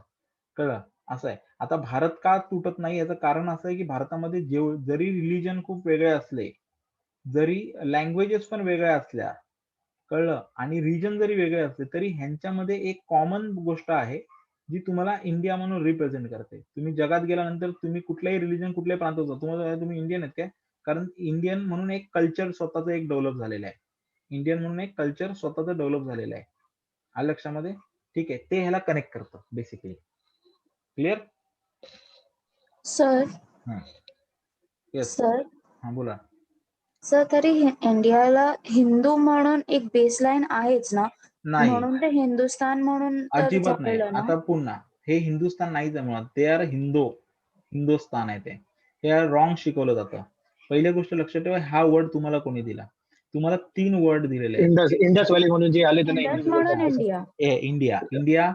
दुसरा इंडस आहे, व्हॅली मध्ये. एक मिनिट. एक आहे, दुसरा आहे Hindustan. We called it Hindustan. आणि third, it is not a Hindu, it is a Hindu. ठीक आहे. आणि हा अपभ्रंश कसा आहे तुला सांगतो. आणि ओरिजिनल जे नाव आहे भारत. आता ह्याच्यामध्ये कसं होतं की सिंधू नदी जी होती, सिंधू नदी, सो भारतीय म्हणजे कोण? सिंधू नदीच्या पलीकडे. पण जे मिडल ईस्टची लोक होती, अरेबियन लोक वगैरे, ही मिडल ईस्टची लोक होती, त्यांच्या लँग्वेज प्रमाणे सिंधूला they called it a Hindu. कळलं? आणि ते ते सगळे हिंदोस्तान म्हणजे काय? सिंधोस्तान. सिंधू त्याला हा प्रोनाउन तो हिंदू. सो हिंदुस्तान हे जे आहे, हा जो वर्ड आहे हा अरब कडून आलेला आहे, हा तुमचा नाहीये. आणि हो. ह्या नदीच्या पलीकडचं जे कल्चर आलं मग ऑटोमॅटिकली ह्या लोकांनी त्या कल्चरला नाव दिलं इट्स अ हिंदू कल्चर. कळलं? म्हणजे ह्या नदीच्या पलीकडे. So Hindu is not one religion basically, is a culture. Okay. कळलं? जे ह्या पलीकडे आहे. सो हा इंडस हे जो नाव आहे हा ग्रीकांनी दिलं तुला, की because they called it Sindhu is Indus. So Indus नदीच्या पलीकडे, कारण ही बाउंड्री होती ना तुझी, हिमालयाच्या पलीकडची लोक. कळलं? तिबेटियन्स का म्हणतो आपण? Because they are from Tibet. हो. कळलं? हा असं आहे ते. ठीक आहे. आणि भारत हा जो वर्ड आहे हा तुम्हाला हिस्टॉरिकल तुमच्या ह्याच्यात सापडतो, की इकडचा जो हे होता, म्हणजे काय म्हणतात, जी ऍक्च्युली जे इम्पॉर्टंट मोठी ट्राईब होती, ज्या ट्राईब पासून पुढे कल्चर वाढलं, त्या ट्राईबचा जो हेड मानला जायचा तो म्हणजे भरत होता. म्हणजे हा रामाचा भाऊ भरत नाही, हा वेगळा. ठीक आहे. हा ट्रायबल वाला भरत. त्या भरताचं वर्ष म्हणजे देश, त्या भरताचं वर्ष that's why we call Bharat. So the original India हा तुझा माझा नाहीच आहे, तो कोणाचा आहे? जे ट्राईब्स आहेत त्यांचा आहे. आपण त्यांना, जर मुंबई कोणाचे? कोळी लोकांचे. आलं लक्षामध्ये? आपण बाहेर नाही येऊन आता आपण म्हणतो, पण बेसिकली तसं ते ट्राईब. सो ही 3 नावं असलेली आहेत. म्हणून इंडियन कॉन्स्टिट्यूशनने स्वीकारताना काय स्वीकारलंय? इंडिया दॅट इज भारत हा शब्द स्वीकारला. हा शब्द स्वीकारलेला नाही आपण. कळलं? हा ओके. कल्चरली फक्त करतो. हा देशाचा नाव म्हणून आपण स्वीकारलाच नाहीये. कॉन्स्टिट्यूशनने सांगितलं India that is the Bharat, म्हणजे इंडिया म्हणजे कोण? भारत. त्यामध्ये हिंदुस्थान हा वर्ड वापरलेला नाही, कारण Hindustan is a word of culture जो सिंधू नदीच्या पलीकडे जन्माला आले आणि जे डेव्हलप झालं. कळलं? So Urdu is a language of Hindu. कळलं? हिंदुस्थानी लँग्वेजेस मध्ये येते ती. कळलं? कारण 2 लँग्वेजेसचा मिक्सचर म्हणून उर्दू तयार होते. कळलं? Yes sir. असं आहे ते. ठीक आहे. असं. सो त्याच्यामुळे हिस्ट्री शिकवणं फार इम्पॉर्टंट असतं, कारण ज्या पद्धतीने हिस्ट्री शिकतो आपण, त्या पद्धतीने आपला नॅशनलिझम डेव्हलप होतो. त्यामुळे प्रत्येक गव्हर्नमेंट जेव्हा बदलतं ना, तेव्हा ते ट्राय करतात की शाळेची पुस्तकं बदलायची. कारण आपण शाळेत असताना ज्या कन्सेप्ट बदलल्या जातात त्याच आपण पुढे घेऊन चालतो ना. सो ओरिजिनल कन्सेप्टच नाही केला तर मग कसं काय आपल्याला, म्हणजे आपल्याला कळणारच नाही ऍक्च्युली भारत काय आहे आपला. कळलं? असं आहे. करेक्ट. म्हणून सगळे बघा तुम्ही, गव्हर्नमेंट बदलली की गव्हर्नमेंट ट्राय करते की शाळेची पुस्तकं बदला. त्याला म्हणतात एज्युकेशनल हेजोमनी. पॉलिटिकल सायन्स मध्ये त्याचं नाव आहे एज्युकेशनल हेजोमनी. एज्युकेशनल हेजोमनीचा अर्थ काय होतो? एज्युकेशनल हेजोमनीचा अर्थ असं होतो की ज्या पद्धतीने तुम्हाला देश घडवायचा आहे ना, त्या पद्धतीने तुम्ही मुलांना शिक्षण द्या, किंवा एज्युकेशन मध्ये ते सांगायला सुरुवात करा. पुढची पिढी त्यालाच कर, कारण ह्युमन म्हणून तुला ब्रेन कुठे आहे? लहान मुलगा आला आणि त्याला जंगलात टाकला, तो कसा वाढेल? तो मोगली सारखाच वाढेल ना. कळलं? तुम्ही लहान मुलं जंगलात टाकून तर मोगली सारखा वाढणार आहे तो. सो त्याला कसं कळतं की तुमचे व्हॅल्यूज काय आहेत? कारण ते एज्युकेशनल हेजोमनीने येतात. आलं लक्षामध्ये? Is it clear? Yes sir. हा. सो ते एज्युकेशन हेजोमनी काय आहे? मग ती घरामध्ये असते किंवा ती प्रॉपरली, आणि तर त्याला इन्स्टिट्यूशनलाइज केलं गेलं, म्हणजे सरकार हातामध्ये घ्यायचं आणि डायरेक्ट शाळेची पुस्तकं बदलवायची, म्हणजे सकट पुढच्या पिढ्या चेंज होती. कळलं? सो हे वरच्या लोकांना माहिती असतं. कळलं? आपल्याला सोडून. कसं त्यांना त्या कुठल्या आयडिओलॉजीने देश न्यायचा आहे. म्हणून लक्षात ठेवा, कारण जेव्हा कुठलाही येतो, म्हणजे एखादी ऑटोक्रसी येते, तेव्हा पहिला ते एज्युकेशन हातात घेतात. काय हातात घेतात? एज्युकेशन. आणि एज्युकेशन असं बनवतात की जो क्वेश्चन नाही, कारण एज्युकेशनचा बेसिक काय आहे की सायंटिफिक अप्रोच डेव्हलप करणं आणि तुला प्रश्न विचारायची सुरुवात करणं, प्रश्न विचारायला लावणं, हाच संबंध असतो ना. एज्युकेशन काय शिकवतं की प्रश्न विचारा. कळलं? प्रश्न पडले पाहिजेत, म्हणून आपल्याला प्रश्न विचारले जातात शिक्षणामध्ये. येस. पण एज्युकेशन असं डेव्हलप करायचं की प्रश्न पडलेच नाही पाहिजेत आणि तुम्ही प्रश्न विचारलेच नाही पाहिजे. कारण जेव्हा कधी कुठलीही सोसायटी जेव्हा ती प्रश्न विचारायला सुरुवात करते ना, तेव्हा ती डेव्हलप होते. तुम्ही युरोप बघा, जेव्हा ती डेव्हलप होते. ठीक आहे. पण ती डेव्हलप होण्याच्या अगोदर जेव्हा तुम्ही प्रश्न विचारता, तुमची सोसायटी, देश डेव्हलप होतो. पण त्याच्या अगोदर जी प्रस्थापित सत्ता असते, प्रस्थापित सत्ता असते ना, ती फेकली जाते. ती काय केली जाते? फेकून दिली जाते. कळलं? फेकून दिली जाते. आणि म्हणून प्रस्थापित सत्तेत असणारी लोक जी सत्तेत येतात, ती लोक ह्याची काळजी देतात की कधीही आपलं स्थान डगमगीत नाही झालं पाहिजे. आणि जर स्थान डगमगीत नाही झालं पाहिजे तर आपल्याला कोणी प्रश्न विचारला नाही पाहिजे. म्हणून जो कोणी प्रश्न विचारेल किंवा तसा विचार जरी करेल तर पहिल्यांदा याला दाबून टाका. कळलं? आणि पुढच्या पिढीने प्रश्नच विचारू नये म्हणून पहिल्यांदा एज्युकेशन सिस्टम बदला. कळलं? कळलं का? म्हणून Yes, तुम्हाला yes, मी sir. पॉलिटिकल सायन्सचं जेव्हा सांगितलं, तर कुठलीही सिस्टम म्हणजे कुठलीही पॉलिटी जी उभी राहते ना, त्याच्या खाली पॉलिटिकल सायन्स असतं. तुम्ही कुठल्या बेसवरती उभे राहताय, कुठल्या सायन्सच्या थेअरीवरती उभे राहताय. त्यामुळे तुमचे जे कोणी राज्यकर्ते आहेत ते तुम्हाला आवडत असतील नसतील आवडत, त्यांच्या आयडिओलॉजीज आहेत प्रत्येकाच्या. लक्षामध्ये ठीक आहे. हिटलरची एक स्वतःची आयडिओलॉजी होती, त्या पद्धतीनेच तो करत होता काम. कळलं? ती अनेकांना आवडली नाही आवडली, कळलं. आणि हिटलर तुम्ही सांगितलं, हिटलर जर्मनी बर्बाद होईच्या दिवसापर्यंत हिटलर फेमस होता, कारण त्याची हेजोमनी जबरदस्त होती. लक्षामध्ये. सो प्रत्येक जणांनी ठरवायचं असतं की त्याला पॉलिटिकल सायन्सच्या कुठल्या थेअरीनुसार कुठली लाईफ घालवायची, आणि जे तुमचे राज्यकर्ते असतात त्यांना या थेअरीज चांगल्या माहिती असतं. कळलं? आणि त्याच पद्धतीने काय करतात, तुमच्या समाजाला पुढे नेत असतात, ड्रायव्हन करत असतात, की त्यांना कशा पद्धतीने न्यायचंय की जेणेकरून त्यांना सत्ता टिकवणं सोपं जाईल भविष्यात. कळलं? आणि ती सत्ता अशी टिकली पाहिजे की दिलीच नाही पाहिजे हातातून. आणि तसंच ते तुमचा समाज हळूहळू घडवत असतात. कळलं? आणि त्याच्यामध्ये एक असतं एज्युकेशन. कळलं? ओके. सो त्याच्यामुळे एज्युकेशनल राईट हा तुमच्यासाठी खूप महत्वाचा दिलेला आहे. ठीक आहे. आता या एज्युकेशनल राईट मध्ये तुम्हाला एवढं आहे की आपण डायव्हर्सिटी मध्ये जगतोय, तर प्रत्येकाला आपली डायव्हर्सिटी जपण्याचा अधिकार आहे. लक्षात ठेवा. कारण आपली युनिटी ही डायव्हर्सिटीत आहे. कळलं का? आपली युनिटी ही वननेस मध्ये नाहीच आहे. कारण युनिटीच कशाला म्हणतो आपण? युनिटी कशामुळे? कारण वननेसने कुठल्याच गोष्टी झालेल्या नाहीत. म्हणजे अनेक पॉलिटिकल पार्टीज डिमांड करतात की वननेस म्हणजे कंट्री कधीच येत नाही. कळलं? जगातली कुठलाच गोष्ट ही वननेसवर टिकलेलीच नाहीये. कळलं? असं असतं. कारण कुठलीही गोष्ट बनायला दोन गोष्टी एकत्र याव्या लागतात ना, तेव्हाच एक गोष्ट बनते. सो डायव्हर्सिटी मध्येच हे आहे. सो आणि इंडिया त्याच्यामध्ये बिलीव्ह करतो. म्हणून आपण कल्चरल राईट जेव्हा देतो तेव्हा हे कुठल्या बेसिसवर दिले गेलेत एक लक्षात ठेवा. ठीक आहे. सो पहिलं बघूया आपण. पहिलं आर्टिकल 29 आपण बघूया पहिल्यांदा. आर्टिकल 29. ठीक आहे. आर्टिकल 29 मध्ये काय दिलंय सांगा बरं.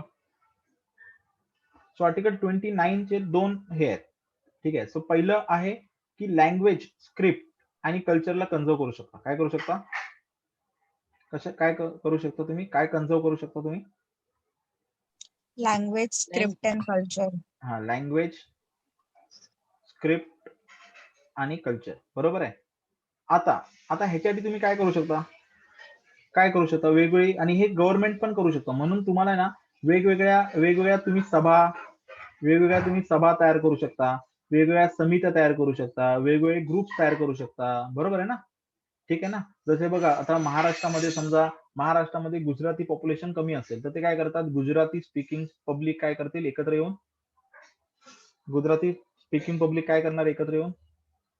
गुजराती भाषा सभा.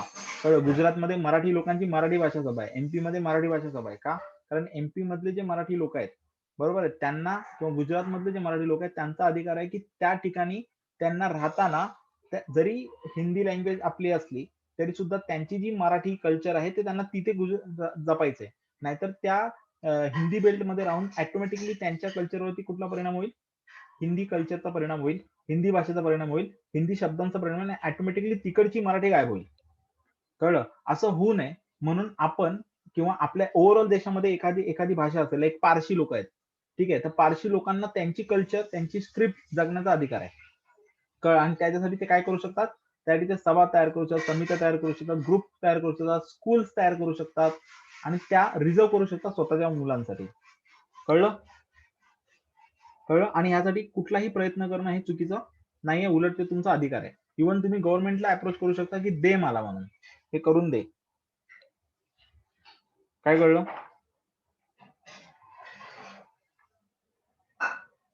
कळलं का? Yes sir. हा, सो त्यांना कन्झर्व, तो वेगवेगळे तुम्ही प्रयत्न करू शकता. ठीक आहे. हा, बर. त्याच्यानंतर ह्याच्यामध्ये दुसरं आहे की तुम्ही कोणालाही धर्म, जाती ह्याच्यावरनं कुठल्याही एज्युकेशन इन्स्टिट्यूट मध्ये तुम्ही त्याला नाकारू शकत नाही. कळलं? म्हणजे तुम्ही जी काही कॉलेज खोलता ते जर कॉलेज किंवा तुम्ही जी खोललेली जर कुठलीही शाळा, ठीक आहे, हे आर्टिकल 29 हा काय सांगितलं मी? 1 सांगितलं. तर तसंच आहे आर्टिकल 29 चा सेक्शन 2. कळलं? ह्याच्यानुसार तुम्ही कोणालाही, कळलं, डिनाय नाही करू शकत.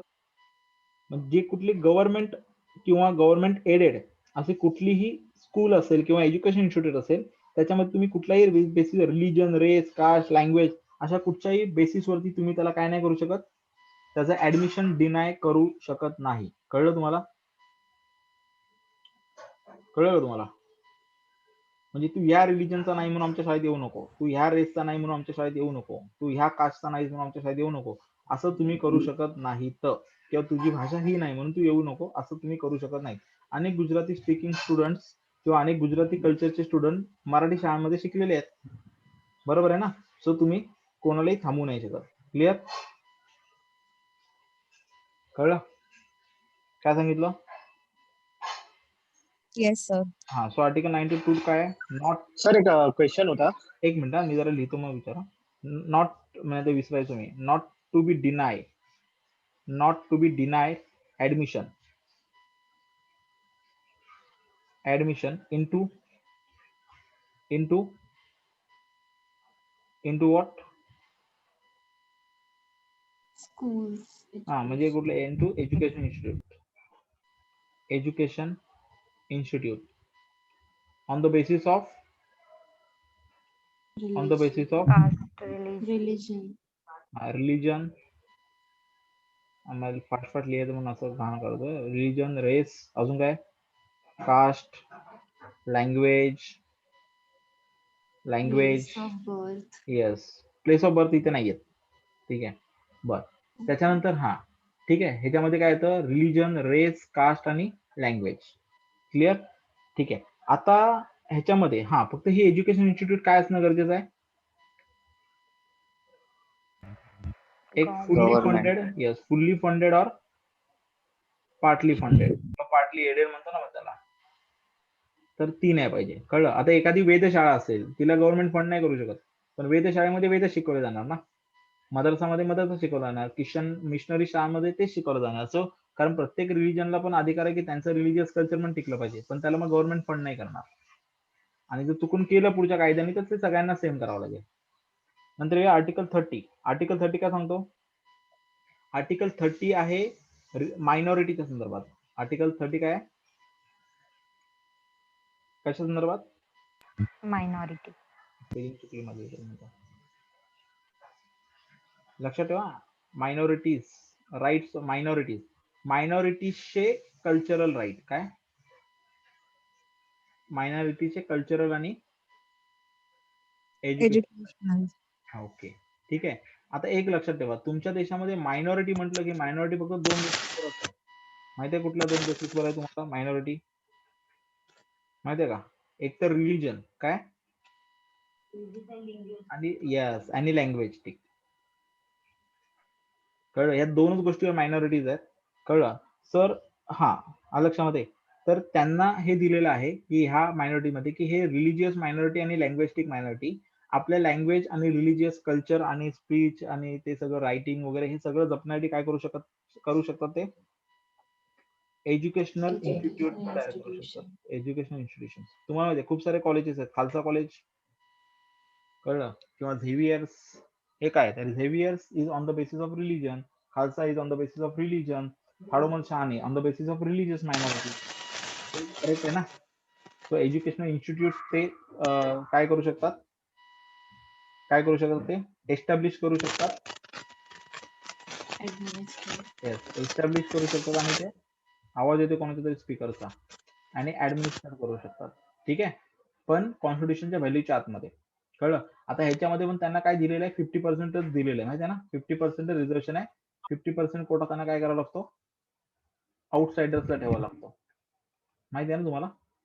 असा नियम बनवलेला आहे. हा. सो खालचा कॉलेज जरी असलं तरी 50 जेवढ्या सीट्स आहेत त्या 50%च द्यायचे त्यांना. 50% बाहेर त्यांना घ्यावं लागणार. तुझं काही डाऊट?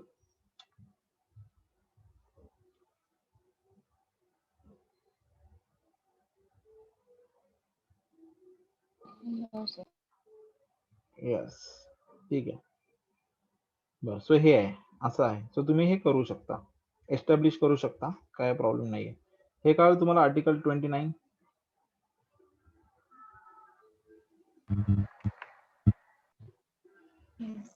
काय डाऊट आहे याच्यामध्ये?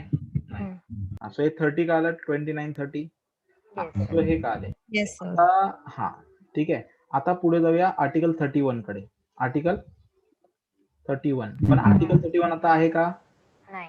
नाही, तो नाही. काढून टाकला. आता पण तरी ह्याच्याबद्दल माहिती पाहिजे ना आपल्याला. आता परीक्षा देतो तर असं नाहीये म्हणजे काय, त्याच्या काहीतरी माहिती पाहिजे आपल्याला. नसला तरी माहिती पाहिजे. हा, सो कोण सांगेल मला कशाबद्दल होतं article 31? Property. Right to property. Right to property. Okay, पण article right to property correct आहे. पण कसं काय ते स्टोरी काय माहिती का तुम्हाला? आर्टिकल 31 ची स्टोरी काय माहिती का तुम्हाला? म्हणजे जवाहरलाल नेहरू काहीतरी ते जमीन वाटप हे story. बरं, अजून? जर ती प्रॉपर्टी गव्हर्नमेंटला हवी असेल तर ती देण्यासाठी आर्टिकल 31 सध्या काढलेलं. सो इट शुडंट बी की मला हवी आहे म्हणून मी ते ठेवणार बिकॉज माझ्या राईट मध्ये. सो म्हणून ते काढलं आणि 31 ते होतं बेसिकली. ओके, ठीक आहे. अजून? म्हणजे आपल्याला डेव्हलपमेंट करायची होती ओके हा, हा. लँडवर. तर जवाहरलाल नेहरू काही समथिंग कोणतरी होतं पीएम ते मला आठवत नाहीये. ए 50 हा, काय बोल. वड तरी नाही काकी पहिल्यांदा तेच होते ना. बर, ठीक आहे. काहीतरी मग जमीनदाराकडे गेले पण जमीनदार बोलले की नाही आम्ही आमची जमीन देणार नाहीये तिच्यासाठी काहीतरी. मग सो ह्याचं सांगतो मी तुम्हाला कसं झालं होतं. ठीक आहे, मी एक सांगतो, पटकन सांगतो. ठीक आहे, सो आता बघा, दोन गोष्टी होत्या. एक होतं फंडामेंटल राईट आणि एक होतं directive principle of state policies. बरोबर आहे? ठीक आहे, directive principle of state policy part 4 मध्ये आहे, जे राज्याला मार्गदर्शक तत्व आहेत. काय आहेत ती? राज्याला मार्गदर्शक तत्व. मार्गदर्शक तत्व म्हणजे काय? राज्याने काय कामं करायची निवडून आल्यानंतर साधारणपणे, आणि ती काय करायची, कारण ती गोष्ट लोकांना मिळाली पाहिजे. ज्या गोष्टी लगेचच लोकांना मिळाल्या पाहिजे त्या आपण राईट्स मध्ये टाकल्या, पण ज्या गोष्टी आत्ता नाही पण भविष्यात मिळाला, निदान भविष्यात तरी मिळायला पाहिजे, कारण आपल्याकडे त्यावेळेला पैसे नाही, काही नाही, टेक्नॉलॉजी नाही, काही नाही, तर सगळंच सगळ्यांना देऊ शकत नाही, लगेचच देऊ शकत नाही. म्हणून कालांतराने तरी दिलं पाहिजे. आणि ते कालांतराने द्यायची गोष्ट कोणाची? तर राज्याची. म्हणून राज्याची मार्गदर्शक तत्व लिहिली. आता या राज्याच्या मार्गदर्शक तत्वामध्ये सर्वांना न्याय म्हणजे होतं ना, आर्थिक समानता आणणं, बरोबर ना, आर्थिक विषमता नष्ट करणं, आर्थिक समानता करणं, किंवा प्रत्येकाला राईट टू वर्क देणं, बरोबर. अशा अनेक गोष्टी आहेत ज्याच्यामध्ये की ज्याच्यामध्ये सरकारला सांगितलं की तुम्ही काहीतरी करा, बरोबर ना. संपत्तीचं वाटप झालं पाहिजे. ठीक आहे, वाटप म्हणजे काय, प्रॉपर्टी नाही वाटायची पण निदान लाईव्हलीहूड तरी दिलं गेलं पाहिजे. सो असे अनेक कामं करत असताना तर डेव्हलपमेंटची कामं करायची. आता ह्याच्या अनेक गोष्टींसाठी काय कशाची गरज आहे आपल्याला? या अनेक गोष्टींसाठी आपल्याला कशाची गरज आहे? लँड. प्रॉपर्टी म्हणजे काय? लँडची बेसिकली गरज होती. ठीक आहे, पण जर लँड ह्या गोष्टींसाठी पाहिजे तर लँड कोणाकडे आहे? लोकांकडे. फंडामेंटल राईट काय सांगतो आर्टिकल 31? राईट टू प्रॉपर्टी, बरोबर आहे.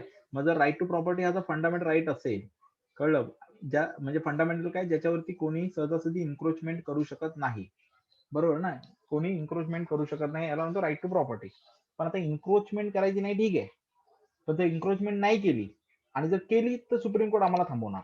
म्हणजे असं कुठलाही कायदा केला ज्याच्यामुळे मी म्हटलं की चल हर्षद तुझ्याकडे 400 एकर जमीन आहे ना, एवढी काय करायची तुला, 100 एकर 300 एकर तर ऍटलिस्ट आजूबाजू लोकांना दे, कारण ती 400 एकर तुझी नाहीच आहे, मुळात तुझी 50 एकरच आहे. बाकी सगळी इंग्रजांनी तुझ्या नावावर केली होती जमीनदार म्हणून, कळलं. तर आता तू जमीनदार नाही, आता ते स्वातंत्र्य झालंय तर आता देऊन टाक, नाही तर सगळे भिकारी राहते म्हणजे तू एकटा राजा राहशील. असं नाही चालणार आपल्या देशात. ठीक आहे, कारण प्रत्येकाला जगण्याचा अधिकार आहे, त्या जमिनी त्यांच्याच आहेत. मग त्याच्यासाठी आपण जमिनी वाटायच्या होत्या. पण ह्याचं म्हणतो राईट टू प्रॉपर्टी आहे माझा, कळलं. आता राईट टू प्रॉपर्टी तर आहे, मी तर भांडणार आता कोर्टात जाऊन. नंतर परत दुसऱ्या लोकांना सांगितलं की अरे धरणासाठी जागा द्या, कशी देणार? ते म्हटलं की राईट टू प्रॉपर्टी आमचा, आम्ही आमची जमीन नाही देणार. पण असं झालं तर गव्हर्नमेंटला कुठलंच काम नाही करता येणार, बरोबर आहे. म्हणून गव्हर्नमेंटने काय केलं, आर्टिकल 31 ठेवलं, लगेच नाही काढलं, पण आर्टिकल 31 ला काय केलं, ए बी सी इंटर केले. काय केले? ए बी आणि सी इंटर केले. काय इंटर केले? काय इंटर केले? आर्टिकलला एबीसी इंटर केले. पण एबीसी म्हणजे काय? एबीसीचा अर्थ काय झाला त्यामध्ये? हा, सब पार्ट झाला तो. सबक्लॉज एंटर केले सर. हा, सब क्लॉज इंटर केले त्यांनी, बरोबर आहे. हा, so article 31 C sub clause म्हणजे काय, जेव्हा तुम्हाला सांगितलं जाईल तेव्हा तुम्ही काय करा, तुम्ही जमिनी आमच्या नावा म्हणजे गव्हर्नमेंटला द्यायचं. म्हणजे तुला राईट टू प्रॉपर्टी आहे, पण आर्टिकल 31 ए च्या अंतर्गत जर कुठलीही प्रॉपर्टी जर गव्हर्नमेंटने मागितली तर तुला ती द्यायची आहे. लक्षामध्ये, कुठलीही प्रॉपर्टी जर तुला गव्हर्नमेंटने मागितलं तुला द्यायची आहे, कळलं. त्याच्यानंतर तो सांगतो की जर का हा 9th शेड्यूल, मग त्यांनी 9th शेड्यूल ऍड केला होता. की राईट टू प्रॉपर्टी मध्ये अशा कुठल्या गोष्टी आहेत की ज्याच्यासाठी तुम्ही काढून घेऊ शकता. कळलं? सो बेसिकली एबीसी ने ऍड काय केलं की राईट टू प्रॉपर्टी नुसार, म्हणजे जर तुम्हाला हा राईट टू प्रॉपर्टीचा जर अधिकार काढून घ्यायचा असेल तर 1, 2, 3, 4, 5, 6, 7, 8, 9, 10 या 10 गोष्टी जर सरकार करणार असेल किंवा 10 गोष्टी जर असतील तर त्या 10 गोष्टींसाठी तुम्हाला राईट टू प्रॉपर्टी सोडावं लागेल. कळलं? बाकीच्या व्यक्तीसाठी नाही, पण ही 10 कारणासाठी तुम्हाला तुमच्या प्रॉपर्टी सोडावं लागेल. म्हणजे तुला राईट आहे प्रॉपर्टी जमा करायचा, पण जर का या 10-15 गोष्टी असतील सरकारला करायच्या असतील तर तुला तो सोडावा लागेल. कळलं? म्हणजे आहे पण नाही, आहे पण नाही, आहे पण नाही, अशी गत झाली ना ती. बरोबर ना? अशीच गत झाली. मग ही लिस्ट कुठे दिली माहिती तुम्हाला? 9 शेड्यूल ऍड केलं होतं. काय नाही शेड्यूल ऍड केलं होतं? एक शेड्यूल ऍड केलं होतं, पण 9 शेड्यूल. शेड्यूल म्हणजे काय? अनुसूची. आणि ह्या अनुसूचीमध्ये ही सगळी कामं लिहिली होती. 1, 2, 3, 4, 5, 6, 7, 8, 9, 10, 11, 12 आणि त्याने सांगितलं की ज्या ज्या गोष्टी ह्याच्यात लिहिल्या जातील आता आणि पुढे पण, त्यातली कुठली जरी गोष्ट असली तरी आम्ही तुझा राईट टू प्रॉपर्टी काढून घेऊ शकतो. तू फंडामेंटल राईटच्या अंतर्गत सुप्रीम कोर्टामध्ये जाऊ शकत नाहीस. मग भविष्यामध्ये असं आलं की हे असंच चालू होतं. मग त्याला काय अर्थ राहिला का? म्हणजे मी तुला सांगितलं, अरे तुला बोलायचा अधिकार आहे, पण ऐक 4 लोकात नाही बोलायचं.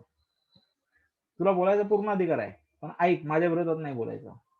तुला बोलायचा पूर्ण अधिकार आहे, पण ऐक की माझ्या विरोधात काही लिहायचं नाही. तुला बोलायचा पूर्ण अधिकार आहे, पण माझ्या इन्कम बद्दल नाही काय बोलायचं. तुला बोलायचा पूर्ण अधिकार आहे, पण माझ्या पर्सनल लाईफ बद्दल नाही बोलायचं. तुला बोलायचा पूर्ण अधिकार आहे, माझ्या राजकारणाबद्दल काय नाही बोलायचं. मग तो बोलेल बोलू कशावर? अधिकार दिलाय पण काढून पण घेतलायस माझ्याकडनं. कळलं? तर अशी पूर्ण लिस्ट ही 9 शेड्यूल मध्ये दिली. आजही हे शेड्यूल आहे, 9 शेड्यूल मध्ये दिली. मग असं केल्यानंतर ह्याचा काय अर्थच राहिला नाही ना, मग कारण केसेस फक्त उभ्या राहत होत्या. मग शेवटी म्हणजे हे कधी घडलं? हे कधी घडलं होतं? पहिली अमेंडमेंट 1951 ला घडली. हे जे एबीसी केलं ना, एबीसी, सो या आर्टिकल 31 ला जे ए बी सी हे जे सब कॉलम दिले हे कधी दिले होते? फर्स्ट अमेंडमेंट ज्यावेळेला झाली कॉन्स्टिट्यूशन मध्ये, पहिली अमेंडमेंटच ह्याच्यासाठी झाली होती की बाबा आर्टिकल 31 आहे पण ते झेपायचं नाही आपल्याला, नाही सरकारला काही नाही करता येणार. ठीक आहे, म्हणून फर्स्ट अमेंडमेंट केली आणि हे एबीसी ऍड केलं आणि 9 शेड्यूल पण ऍड केलं. पण पुढे असं झालं की बाबा हे सगळं थांबवा. ठीक आहे, हे काय आपल्या ज्याने होणार नाही. ठीक आहे, आणि त्यांनी सरळ पुढे काय केलं की हे आलं, काय केलं हा, सो इथे नाही केलं. सो फर्स्ट अमेंडमेंट झाली. त्याच्यानंतर काय केलं त्यांनी? 44th अमेंडमेंट झाली. काय केलं? हा, 44 अमेंडमेंट. आणि 44 अमेंडमेंटने काय केलं? मग हे नाटक करणं सोडून दिलं आणि त्यांनी सांगितलं की तसंही त्याला आता फंडामेंटलचा अर्थच नाही राहिला. कारण फंडामेंटल अर्थ काय की तुला त्याच्याशिवाय तू जगू नाही शकत, जगण्यासाठी अत्यंत महत्वाचे असलेले, त्याला फंडामेंटल. पण आता ते आधीच काढून घ्यायची एवढे लट लावली आहे की त्याला काय अर्थ राहणार नाही त्या एबीसी ला. कळलं? तर त्या आर्टिकल 31चं महत्व कशामुळे संपलं? फर्स्ट अमेंडमेंट मध्ये जे एबीसी ऍड झाले ह्याच्यामुळे मुळात ह्या आर्टिकलचं महत्व संपलं होतं. मग जेव्हा 44th अमेंडमेंट झाली 1978 ला, त्यावेळेला हे काढलं. कळलं? आणि हा जो राईट टू प्रॉपर्टी आहे तर 2 गोष्टी केल्या. एक म्हणजे आर्टिकल 31 आणि आर्टिकल 19 मधला जी. कळलं काय? जी असंच काढतात ना. हा, सो आर्टिकल 31 आणि 19G हे दोन्ही काय केले? रिमूव्ह केले गेले. कारण त्यांना अर्थच उरला नाही, कारण त्याला प्रोटेक्शनच नाही उरलं. गव्हर्नमेंटनी क्लिअरली सांगितलं की गरज वाटली की आम्ही काढणार, आणि तो फंडामेंटल असण्याचं कारणच नाहीये. कारण त्याला जर फंडामेंटल ठेवला तर त्या जमिनीशिवाय काय तू जगू शकतो असं नाही. म्हणजे जमीन नसेल किंवा 100-500 एकरातली जर तुझी 400 एकर काढली, 100 एकर ठेवली म्हणून तू मेलाच असं होत नाही. कळलं? किंवा तुझा आता आयुष्यात विकास होणार नाही असं नाही, कारण ऑलरेडी 400 एकर दुसऱ्याची कोणाची तरी आहे. किंवा तुझ्या जमिनीवर धरण बांधलं तर कुठे जाऊन देश सुधारणार आहे, रेल्वे आली तर देश सुधारणार आहे. तुझं एवढं मोठं नुकसान नाही होणार, ते भरून देऊ आम्ही तुला, नोकरी देऊ, अजून 4 पट जागा देऊ दुसरीकडे, पण ही जागा सोड. कळलं? तर असं केल्याशिवाय डेव्हलपमेंट होणार नाही. सो त्याला फंडामेंटल ठेवला गेला नाही आणि तो काढला गेला पूर्ण. कळलं? तसंही हळूहळू काढलाच होता, तो पूर्ण काढला आणि ह्याला फंडामेंटल नाही राईट न ठेवता आर्टिकल 300A मध्ये ऍड केलं त्याला. कळलं? आणि म्हणून आजही राईट टू प्रॉपर्टी हा तुमचा कॉन्स्टिट्युशनल राईट आहे, कारण त्याचा कॉन्स्टिट्यूशन मध्ये त्याचा आहे आर्टिकल 300A च्या अंतर्गत तो आहे. म्हणजे आज पार्ट 3 मध्ये नाहीये, तो पार्ट 3 मधून काढला आणि पार्ट 12 मध्ये टाकला. कळलं? 3 मधून 12 मध्ये टाकला. ठीक आहे, आणि आजही जर तुम्हाला काढायचं असेल, म्हणजे आजही तो कॉन्स्टिट्यूशनल राईट आहे, पण कॉन्स्टिट्यूशनल राईट असल्यामुळे तुम्ही गरज असेल तेव्हा काढू शकता. पण कधी काढू शकता? जर हा राईट टू प्रॉपर्टी आजही कधी काढू शकता तुम्ही? जर 9th शेड्यूल मध्ये, कितव्या 9th शेड्यूल मध्ये जी काही कामाची लिस्ट दिलेली आहे ते कामाच्या लिस्ट साठीच तुम्ही काढू शकता. म्हणजे सरकारने सांगितलं उठ इथे आम्हाला आमच्या पक्षाचं कार्यालय बनायचंय, तर मी बोलीन जा घरी, मला नाही द्यायची जमीन. कळलं? पण त्यांनी सांगितले उठ इकडनं इकडे आपल्याला एक सरकारची एक कंपनी टाकायची किंवा आपल्याला मेट्रोचा प्रोजेक्ट उभा करायचा आहे, सँक्शन आहे, तुला दुसरीकडे जमा देतो, इथे एअरपोर्ट टाकायचं आहे, तर ते 9th शेड्यूल मध्ये आहे. बरोबर आहे? मग मात्र मला ती जमीन द्यावी लागेल. कळलं? सर ते त्याबद्दल मला समृद्धी compensation- समृद्धी महामार्ग बनवलेला तर तसंच बनवलेलं ना? हा तसंच. कळलं? तेच. तर 9th शेड्यूलच्या अंतर्गत ते काढून घेऊ शकतात तुमच्याकडनं. कळलं? आजही तो कॉन्स्टिट्युशनल, एक मिनिट हर्षाली, कॉन्स्टिट्युशनल राईट असला तरी सुद्धा. फक्त एवढंच आहे की ह्याच्यासाठी तुम्ही ह्याच्यासाठी तुम्हाला लॉ पास करावा लागतो. काय करावं लागतं तुम्हाला? लॉ. कळलं? तर तुम्हाला आजही 9th शेड्यूल मधले एक तर तो सब्जेक्ट 9th शेड्यूल मधला पाहिजे आणि ह्याच्यामध्ये तुम्हाला कायदा पास झालेला पाहिजे. काय पास झालेला पाहिजे? कायदा. लाईक मेट्रोसाठी जर तुम्हाला जमीन काढून घ्यायची असेल तर मेट्रो कायदा पास करावा लागेल, की मेट्रो कायद्याच्या अंतर्गत जमीन काढून घेतोय. एअरपोर्ट बांधायचं असेल तर एअरपोर्ट लॉ पास करावा लागेल तुम्हाला, नवी मुंबई एअरपोर्ट लॉ, आणि त्या लॉ जसा पास होईल त्याच्यानुसारच जमिनी निघतील. आलं लक्षात? किंवा प्रॉपर्टी तुम्ही ऍक्विजिशन करू शकता. सो आर्टिकल 300 मध्ये तो कॉन्स्टिट्युशनल राईट आजही तुमचा आहे. त्याला काढता येऊ शकतं का? हो. पण त्याला हवं तेव्हा काढता येऊ शकतं का? तर नाही. मग कधी काढता येऊ शकतं? की ज्या वेळेला 9th शेड्यूल, म्हणजे 9th शेड्यूल मध्ये असे सब्जेक्ट दिलेत की ज्या गोष्टीमुळे तुझ्या एकट्याचा अधिकार जरी गेला तरी जगाचं भलं होईल, म्हणजे समाजाचं भलं होईल, सोसायटीचं भलं होईल, त्यांची डेव्हलपमेंट होईल. अशाच गोष्टी दिलेल्या आहेत. So directive principle of state policy, म्हणजे सरकारला दिलेली कामं, कळलं, आणि लोकांचं हित, ह्याच्यानुसारच 9th शेड्यूल तयार केलं गेलेलं आहे. आणि जर याच्यासाठी जर तुमची जमीन म्हणजे प्रॉपर्टीवरती ऍक्विजिशन होणार असेल तर ते करता येईल. पण ते साध्या ऑर्डरने करता येईल का? किंवा साध्या गव्हर्नमेंटच्या बोलण्याने करता येईल का? तर नाही. त्यासाठी काय करावं लागेल तुम्हाला? लॉ पास करावा लागेल. Is that clear? Yes sir. Yes sir. Okay okay, ठीक आहे. सर विचारू का? हा येस प्लीज हर्षाली. सर ते जे फंडामेंटल राईट्स मध्ये जेव्हा आर्टिकल 31 होतं तेव्हा कंपेन्सेशन म्हणून गव्हर्नमेंट त्यांना पैसे द्यायची की त्यांच्यासाठी दुसरी जागा करून आता द्यायची? ते कसं आहे माहितीये का, पहिल्या सरकारकडे पण पैसे नव्हते, बरोबर आहे. अच्छा. सरकारने असं सांगितलेलं की best compensation, but what is mean by best हे का माहितीच नाही. तो बेस्ट गव्हर्नमेंट ठरवेल तसं. म्हणजे आज मी तुला सांगितलं जमीन सोड, मी तुला 100 रुपये देतो आणि 100 रुपये बेस्ट आहेत, तर तुला ते बेस्टच म्हणावे लागणार आहे. कारण बेस्ट कशाला म्हणायचं हे सांगितलंच गेलं नव्हतं ना. सो गव्हर्नमेंटकडे पैसाच नसेल तर काय करेल. पण आज सिच्युएशन वेगळी आहे. सो आज प्रॉपर्टी करताना आपले 4 पट देतात, गव्हर्नमेंटमध्ये जॉब देतात, रिझर्वेशन देतात, असं. कळलं? म्हणून कसं असतं माहितीये का, म्हणून तुला जर एखादा समजा आता तुला समजा एखादी मेट्रो टाकायची, काय टाकायची? मेट्रो, बरोबर आहे. आता तुझ्या सिटीत मेट्रो टाकायची, तर मेट्रो जिथून जिथून जाणार आहे ना तिथल्या जमिनी जाणार, तर आधी मेट्रोचा कायदा पास होणार. कायदा पास होताना कसं होतं की आधी कायदा तुला जो गव्हर्नमेंट आहे ते गव्हर्नमेंट काय करतं, जर स्टेट असेल तर स्टेट असेंब्लीमध्ये किंवा पार्लमेंट असेल तर पार्लमेंटमध्ये. सो एक्झाम्पल घेऊया आपण पार्लमेंटमध्ये, आणि गव्हर्नमेंटला बुलेट ट्रेन टाकायचे, त्याला पैसे लागणार आहेत. मग ठीक आहे, मग आधी काय करणार, तो मेट्रोचा कायदा पास करावा लागेल. मग पार्लमेंटमध्ये आधी गव्हर्नमेंट लोकसभेत तो मांडेल. लोकसभेत मांडल्यानंतर लोकसभेमध्ये डिस्कशन होणार, अपोजिशन बिपोजिशन धिंगाणा घालणार आत बाहेर सगळीकडे, बरोबर आहे. त्याच्यातून तो पास करावा लागणार. जरी मेजॉरिटी असली तरी अपोजिशन बाहेर जाऊन जाऊन लोकांना सांगणार की तुमचं काही खरं नाही, तुम्ही गेलात, तुम्ही आता भिकारी बनणार, असं भडकवणार मी लोकांना. ठीक आहे, मग गव्हर्नमेंटवरती प्रेशर क्रिएट होणार. मग लोकसभेत सांगणार की मग तुम्ही देणार काय? मग तो बोला ठीक आहे, जर एक गुंठा जमीन गेली तर आम्ही 1 करोड रुपये देऊ आणि प्लस आम्ही त्याला सरकारी नोकरी पण देऊ. आता बोला. मग ठीक आहे, मग ते राज्यसभेत जाणार. मग राज्यसभा म्हणणार की राज्यसभा पास करणार. मग ते प्रेसिडेंटकडे जाणार. मग प्रेसिडेंट त्याला पास करेल, नाही तर स्वतःजवळ ठेवून देईल. आणि एवढं सगळं झाल्यानंतर सुप्रीम कोर्टाला वाटलं की याच्यात काहीतरी जुगाड आहे, तो सुप्रीम कोर्ट स्वतः पुन्हा त्याचा रिव्ह्यू करू शकतो. ह्याच्यातून वाचला तर तो कायदा पास झाला. आणि हा जर एवढा झालाय तर ऑब्व्हियसली ह्याच्यामध्ये लॉजिक पण बघितलेलं आहे, ह्याच्यामध्ये जस्टिस पण चेक केलेलं आहे, बरोबर आहे. आणि लोकांनी पण आपलं मत आंदोलन करून, हे करून, प्रेशराईज करून, सगळं करून आपलं मत मांडलेलं आहे, राईट. मग मेजॉरिटीने एवढं सगळं गोंधळ झाल्यावर तो कायदा पास झालाय. मग आता त्या कायद्याने जसं ठरलंय तसंच तो, म्हणजे आधी ते म्हटलेलं 50 लाख देऊ, लोक म्हटली अजिबात नाही, 50 लाख नाही बाबा, करोड मध्ये बोल, करोड मध्ये. मग ते बोलले की 1 करोड. मग लोक म्हटली ठीक आहे, पास करून टाका. मग ते पास झाला कायदा, कळलं.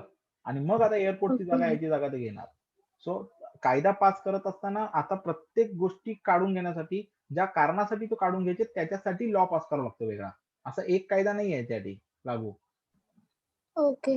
नाही, कारण जेव्हा नैनामधलं जे एअरपोर्ट आहे नवी मुंबईचं, तिकडची जी लोकांची जागा घेते त्या लोकांसाठी सिडकोनी जागा म्हणजे बिल्डिंग्स केल्या. Like Ulwe side is all completely that only. तो करेक्ट आहे. म्हणून ते मी विचारते, ते आत्ता असं त्या लोकांनी कॉम्पेन्सेशनच्या हिशोबात केलंय. दिस ऑल्सो फॉल्स अंडर दिस, की त्यांची वेगळी हे आर्टिकल्समध्ये होतं ते. नाही, आर्टिकल्स नाही, त्यांना लॉ पास करावा लागतो ना. अच्छा, हां. घेणार तर ते तर ती आहेच. वेगळी लॉ आहे का, की हां. त्यांना नाही, पैशांच्या वेगळं रिलेटेड वेगळी दुसरं लॉ काही? आहे. वेगळं ओके. लॉ आहे. त्याच्यामध्ये लॉ पास करताना असतं की तुम्ही काय काय देऊ शकता. मग तुम्ही त्याचा ऑप्शन द्या किंवा त्यात कंपल्शन करा. अच्छा. बट कळलं त्यांना असं. मिळतं ना हां, काहीतरी मिळतं. त्यांच्या नाहीतर मग लॉ कसा पास होईल? मग तुम्ही जे लीडर्स निवडून देता तुमच्याकडनं, त्यांचं कामच ते असतं की त्यांनी पार्लमेंटमध्ये त्यासाठी भांडायचं असतं. सरकारबरोबर ओके. भांडायचं असतं. कळलं? की हां. आमच्या लोकांना माझा बेनिफिट कसा काढून घेता येईल. कळलं? हं. येस. Is it clear? आणि 44 अमेंडमेंट कधी होती? 1978 ला झाली होती. ठीक आहे? येस. Yes. आता मी सगळ्यात महत्त्वाचा बॅकबोन शिकवणार आहे article number 32. But article number 32 हा आर्टिकल म्हणून शिकवणार नाहीये मी. ऍक्च्युली उद्या मी तुम्हाला हे शिकवणार रीट्स हा चॅप्टर शिकवणार आहे. काय शिकवणार आहे? रीट्स. कारण आपल्याकडे सो उद्याचा चॅप्टर हा रीट्स असणार आहे. फंडामेंटल राईट इथे संपतो. पण मी आर्टिकल 32 हा रीट्स मध्ये शिकवणार आहे. कारण रीट्स मध्ये दोन हे येतात. आर्टिकल नंबर 32 आणि आर्टिकल नंबर 2 to 6. कळलं? आणि ह्याच्याने रीट्स चॅप्टर तयार होतो. Article 32 is for the supreme court, article 26 is for the high courts. आणि इथे रीट्सचा चॅप्टर खूप इम्पॉर्टंट आहे. ठीक आहे? सो उद्याचा चॅप्टर मिस करू नका, कारण रीट्स कळायला पाहिजे. एकूण 5 रीट्स आहेत. कळलं? आणि त्या रीट्स बघायचं आपल्याला की सुप्रीम कोर्ट प्रत्येक रीट्स वरती कशा पद्धतीने करतो आणि हायकोर्ट. कारण ह्या रीट्स काय करतात? रीट्स तुमचे अधिकार वाचवायचे प्रयत्न करतात. रीट्स जर नसतील तर तुमच्या अधिकारांना 0 व्हॅल्यू आहे. सो तुमचे जे काही राईट्स आहेत, मग तुमचे ते फंडामेंटल राईट असू दे, नाहीतर कॉन्स्टिट्युशनल राईट असू दे, नाहीतर ते स्टॅट्युटरी राईट असू दे, या सगळ्या राईट्सला प्रोटेक्ट करायचं काम कोण करतं? रीट्स. आणि त्या टोटल किती आहेत? 5. मग या 5 रीट्स हायकोर्ट कधी युज करतो आणि सुप्रीम कोर्ट कधी युज करतो? कळलं? ते आपल्याला उद्या बघायचंय. सुप्रीम कोर्टच्या पॉवर, हायकोर्टच्या पॉवर, तुमचे राईट्स. कळलं? सो तुमचे राईट्स आणि सुप्रीम कोर्ट आणि हायकोर्टाची त्याला प्रोटेक्ट करायची ड्युटी, ह्याला काय म्हणतो आपण? रीट्स. आणि उद्याचा चॅप्टर हा रीट्स असणार आहे. Clear? Yes, sir. Don't miss. थांबूया आपण इथे. असं हा, बोला. आणि एक लक्षात ठेवा, माझं प्रत्येक लेक्चर म्हणजे 1 मार्क फिक्स आहे. कळलं? ऍटलिस्ट गेला बाजार. हा, बोला. सर, ते एज्युकेशनचं ते एकदा दाखवाल का परत, जर असेल काय तर? का? ते तुम्ही आता ते गेलेलं ना एज्युकेशनच्या वेळेस, द सिस्टम ते काय होतं ते, तर नो लिहिलेलं आहे का मी? लिहिलेलं सांगू का तुला? ड्रॉ केलेलं तुम्ही काहीतरी मायनॉरिटी.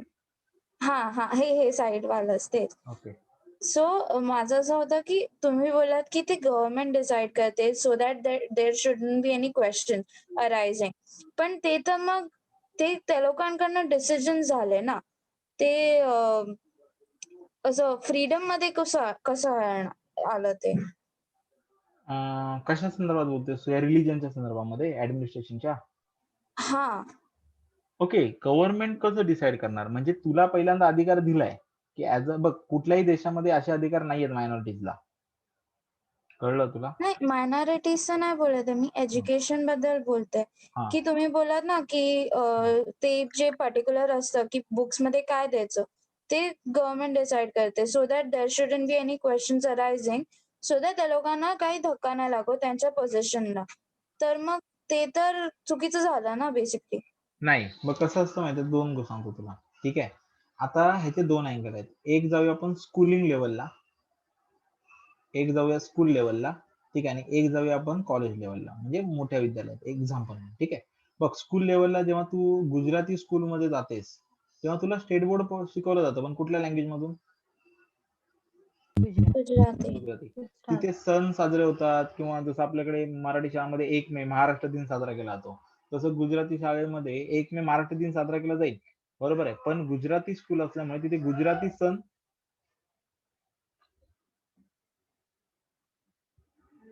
तुम्हाला काय केलं जाईल? गुजराती फेस्टिवल्स तिथे जास्त साजरे केला. बरोबर आहे? उर्दू असेल तर ऑब्व्हियसली उर्दू मध्ये सगळं शिक्षण होतं. जरी स्टेट बोर्ड असलं तरी उर्दू मध्येच ते शिक्षण दिलं जातं, बरोबर आहे ना? तो स्कूल हम्म. लेवलला हेच आहे. आता कॉलेज लेवलला बघ. आता कॉलेज लेवलला समजा की तू मुंबईमध्ये राहते समजा, ठीक आहे ना? किंवा आता समजा तू देशामध्ये राहतो. समजा तुझ्या देशामध्ये शीख पॉप्युलेशन सगळ्यात कमी आहे. कळलं ना? मग मग असं होऊ शकतं की बिकॉज ऑफ द मायनॉरिटी शीख मुलांना बाकीच्या कॉलेजेसमध्ये ऍडमिशन मिळणं कठीण जाईल. हा. ते त्यांच्या त्यांच्या रिलिजनच्या मुलांना एज्युकेशन देण्यासाठी किंवा त्यांना ते सिक्युअरली ऍडमिशन मिळालं पाहिजे म्हणून ते कॉलेजेस खोलू शकतात. आलं हम्म. लक्षामध्ये की कारण कधी कधी होतं की मेजॉरिटी पीपल मध्ये मायनॉरिटीजला दाबलं जातं किंवा त्यांच्यावरती वेगळा कल्चरल इन्फ्लुएन्स होऊ शकतो, निगेटिव्ह पण पॉझिटिव्ह पण, कळलं? किंवा त्यांना डावललं जाऊ शकतं प्रत्येक गोष्टीमध्ये. हो. असं होऊ नये म्हणून तो आहे. आलं लक्षामध्ये की म्हणून ते दिलं जातं. सो कॉलेजमध्ये सिंधी कॉलेज गेलं तर सिंधी मुलांना लगेच प्रायोरिटी मिळेल. खालसामध्ये गेलीस तर तू खालसा कॉलेजेसच्या मुलांना लगेच प्रायोरिटी मिळेल, है ना? पारशी स्कूलमध्ये नंतर तू झेवियर्सला गेलीस तर झेवियर्स तुला 90% कट ऑफ लावेल. पण जर तू त्या रिलीजनचे असतील तर मे बी तुला कट ऑफ कमी लागेल. बरोबर आहे ना? सो ते रिलीजन वाईज पण त्यांनी ते गेलेलं आहे. आलं लक्षामध्ये? सो सिलेबस जरी काही असला तरी ते कल्चरली प्रोटेक्ट करण्यासाठी आहे तुला. कळलं की तुला मेजॉरिटी पब्लिक मध्ये तुला काही नुकसान नको व्हायला किंवा तुझे राईट्स दाबले जायला नको म्हणून. बट हे तर कॉलेज लेवलवर झालं ना. स्कूल लेवलवर एकाच प्रकारचं शिकवणं हे बेटर पडेल ना, rather than giving so much diversifying things. आपण डायव्हर्सिफाईंग देतच नाही, आपण सिलेबस एकच ठेवतोय. सिलेबस तुला देशाने शिकवलेले बोर्डच आहेत, राईट? लाईक तुझं स्टेट बोर्डात आहे तर तुला एसएससी बोर्ड दिलेला आहे. प्रत्येक स्टेटचा एक बोर्ड आहे, बरोबर आहे? सो स्टेट बोर्डामध्ये जेव्हा तू एनसीआरटी लेवल नॅशनल लेवल जाते तुला एनसीआरटी बोर्ड आहे. जेव्हा तुला ओपन एज्युकेशन घ्यायचंय तुला एनआयएस चा बोर्ड आहे, बरोबर आहे? जर तुला हा. माहितीये का, जर तू हे आहेस काय म्हणतात त्याला, म्हणजे एनसीआरटी सीबीएसई बोर्ड आहे, ठीक आहे? जर तुला तू जर हे आहेस म्हणजे काय म्हणतात त्याला, आपण म्हणतो ना त्याला, अरे यार इंडो ICSE. नाही इंडो काय म्हणतो आपण Anglo त्याला, Indian. IC board. नाही बरोबर आहे. कुठला? Anglo Anglo Indian. इंडियन्स. या जर तू अँग्लो इंडियन्स आहे तर तुला प्रोटेक्ट करायला अँग्लो इंडियन कल्चर दिलेलं आहे आयसीएससी बोर्ड. हा. ई. आयसीएससी आयसीएससी बोर्ड दिलेलं आहे. कळलं? या बोर्डाने जे सिलेबस ठरवले तेच येतात. आता हे जे मी सांगितलं हे तू मायनॉरिटी बघ, लँग्वेस्टिक मायनॉरिटी जी असते ही लँग्वेस्टिक मायनॉरिटी आपल्याकडे स्टेट वाईज ठरते. Like Gujarati peoples are minority in Maharashtra but not in Gujarat, and the Marathi people, Marathi spoken public is minority in Gujarat and MP, but not in Maharashtra. कळलं? So गुजरातमध्ये तुला Marathi school सापडतील, ज्या स्टेटची जबाबदारी आहे की तिथे मराठी स्कूल खोलायचे आहेत त्यांना स्कूल लेवल पर्यंत, because of the protection of languages. कळलं? आणि महाराष्ट्रामध्ये आपली जबाबदारी आहे की आपण गुजराती स्कूल खोलायला पाहिजेत, ठीक आहे? उर्दू भाषिक पीपल हे ऑलवेज मायनॉरिटी आहेत लँग्वेज वाईज, बरोबर ना? सो लँग्वेज वाईज स्कूल खोलतात ना, उर्दू स्कूल असतात ना आपल्याकडे, जे बीएमसी खोलतो स्वतः. कळलं? असं आहे ते. कळलं? म्हणून आपण काय सांगितलं. हा, म्हणजे हे स्कूल्स ठेवणं गव्हर्नमेंटसाठी कंपल्सरी पडतात in Maharashtra states. Yes, obviously ठेवावं लागतं. 2 मुलं काय येऊ ना. अच्छा, okay sir, thank you. Okay, so भेटूया आपण उद्या 9:30 वाजता. 9:30 ना, 9:30लाच, ठीक आहे? रीट्स तुम्ही पण वाचून या. Thank you sir. Tata, bye bye. आणि फंडामेंटल राईट बद्दल वाचा, खूप सारं वाचा, ठीक आहे? सर हा, बोला. सर, भारत हा लँग्वेज डिपेंडेंट देश आहे का? म्हणजे लँग्वेज डिपेंडिंग म्हणजे आपली राष्ट्रीय भाषा जशी हिंदी आहे तसं आपण जर आपली राष्ट्रीय भाषा हिंदी नाहीये. आपल्याला राष्ट्रीय भाषाच नाहीये. आपल्याला हिंदी ही संपर्क भाषा आहे. काय आहे? कळलं? हिंदी ही संपर्क भाषा आहे आणि इंग्लिश ही तुझी ऑफिशियल भाषा आहे. कळलं? इंग्लिश ही तुझी ऑफिशियल लँग्वेज आहे. ऑफिशियल म्हणजे राजभाषा नव्हे, तर ऑफिस वर्क साठी असलेली लँग्वेज आहे. कळलं? सो हे संपर्क भाषा आहे, अशी तुला एकही लँग्वेजला दिलेलं नाहीये. आता ह्याचं कारण एक आहे, जर तू बघितलंस, तुला माहितीये का की तू नॉर्थ इंडियात गेलास ना, तुला महाराष्ट्रामधले सगळे लोक आहेत. आता काय हा इंडिया काढला का मी काय काढलाय? ठीक आहे, पण समजा आता हा इंडिया काढला, आता मोठा अखंड भारत काढूया, ठीक आहे? ही सिंधू नदी. सो आता बघ, तू जर बघितलंस ना तर हा जो नॉर्दर्न बेल्ट आहे, northern belt up to the Bihar, बरोबर ना? छत्तीसगड वगैरे, ओरिसा पण नाही. आणि हा म्हणजे तुझे किती स्टेट आहेत हिंदी स्पीकिंग बेल्ट किती आहे तुझा? पंजाबी आहे का? नाही. म्हणजे यूपी, बरोबर आहे? बिहार, नंतर MP, सगळ्यात मोठा MP, आणि नंतर छत्तीसगड वगैरे, म्हणजे छत्तीसगड आणि झारखंड हे जर सोडले तर कोण हिंदी बोलतं? ओरिसाची लोक ओडिया बोलतात, बरोबर आहे. आसाम, हो. नॉर्थ ईस्ट मध्ये सगळ्या 7 सिस्टर्स त्यांच्या स्वतः भाषा बोलतात. बंगालची स्वतःची बांगला आहे. जम्मू काश्मीरची स्वतःची लँग्वेज आहे काश्मीरी, कळलं. पंजाबची स्वतःची भाषा आहे पंजाबी, बरोबर आहे. आणि दिल्ली सर. आणि स्क्रिप्ट तो दिल्ली आहे. दिल्ली नॅशनल कॅपिटल टेरिटरी आहे ना, तो स्टेट पण नाही तो, कळलं. खाली राजस्थानी लोक हिंदी बोलतात, कळलं, पण राजस्थानची स्वतःची भाषा आहे. पण ठीक आहे, राजस्थानला पकडू हिंदीमध्ये. गुजराती प्रॉपर बोलतो, बरोबर आहे. महाराष्ट्रापासून नाहीच आहे म्हणजे लँग्वेज. सो मग अशी किती लँग्वेज आहे, मग तुम्ही हिंदीला कसं काय बोलू शकता? कळलं तुम्हाला? असं आहे. सो त्याच्यामुळे तो ऑब्जेक्शन घेतलं गेलं की अरे असं कसं काय मग तुम्ही करता. ठीक आहे. सो साऊथच्या लँग्वेजेस तर आहेत की बाबा ठीक आहे तुम्ही बोलता म्हणून, त्यामुळे तुम्ही कुठलंही एका हिंदी शिकायला सोपी आहे खूप जास्त, म्हणून ते टाकतं. कारण ऑब्व्हियसली इंडियन पॉलिटिक्समध्ये तुम्हाला तुम्ही इंडियन जर बघितलं तर इंडियन पॉलिटिक्समध्ये तुम्हाला हिंदी भाषिक बेल्टचाच प्रभाव जाणवतो. म्हणजे जर तुम्ही युपीतून निवडून येत असाल तरच तुम्ही प्राईम मिनिस्टर बनू शकताय.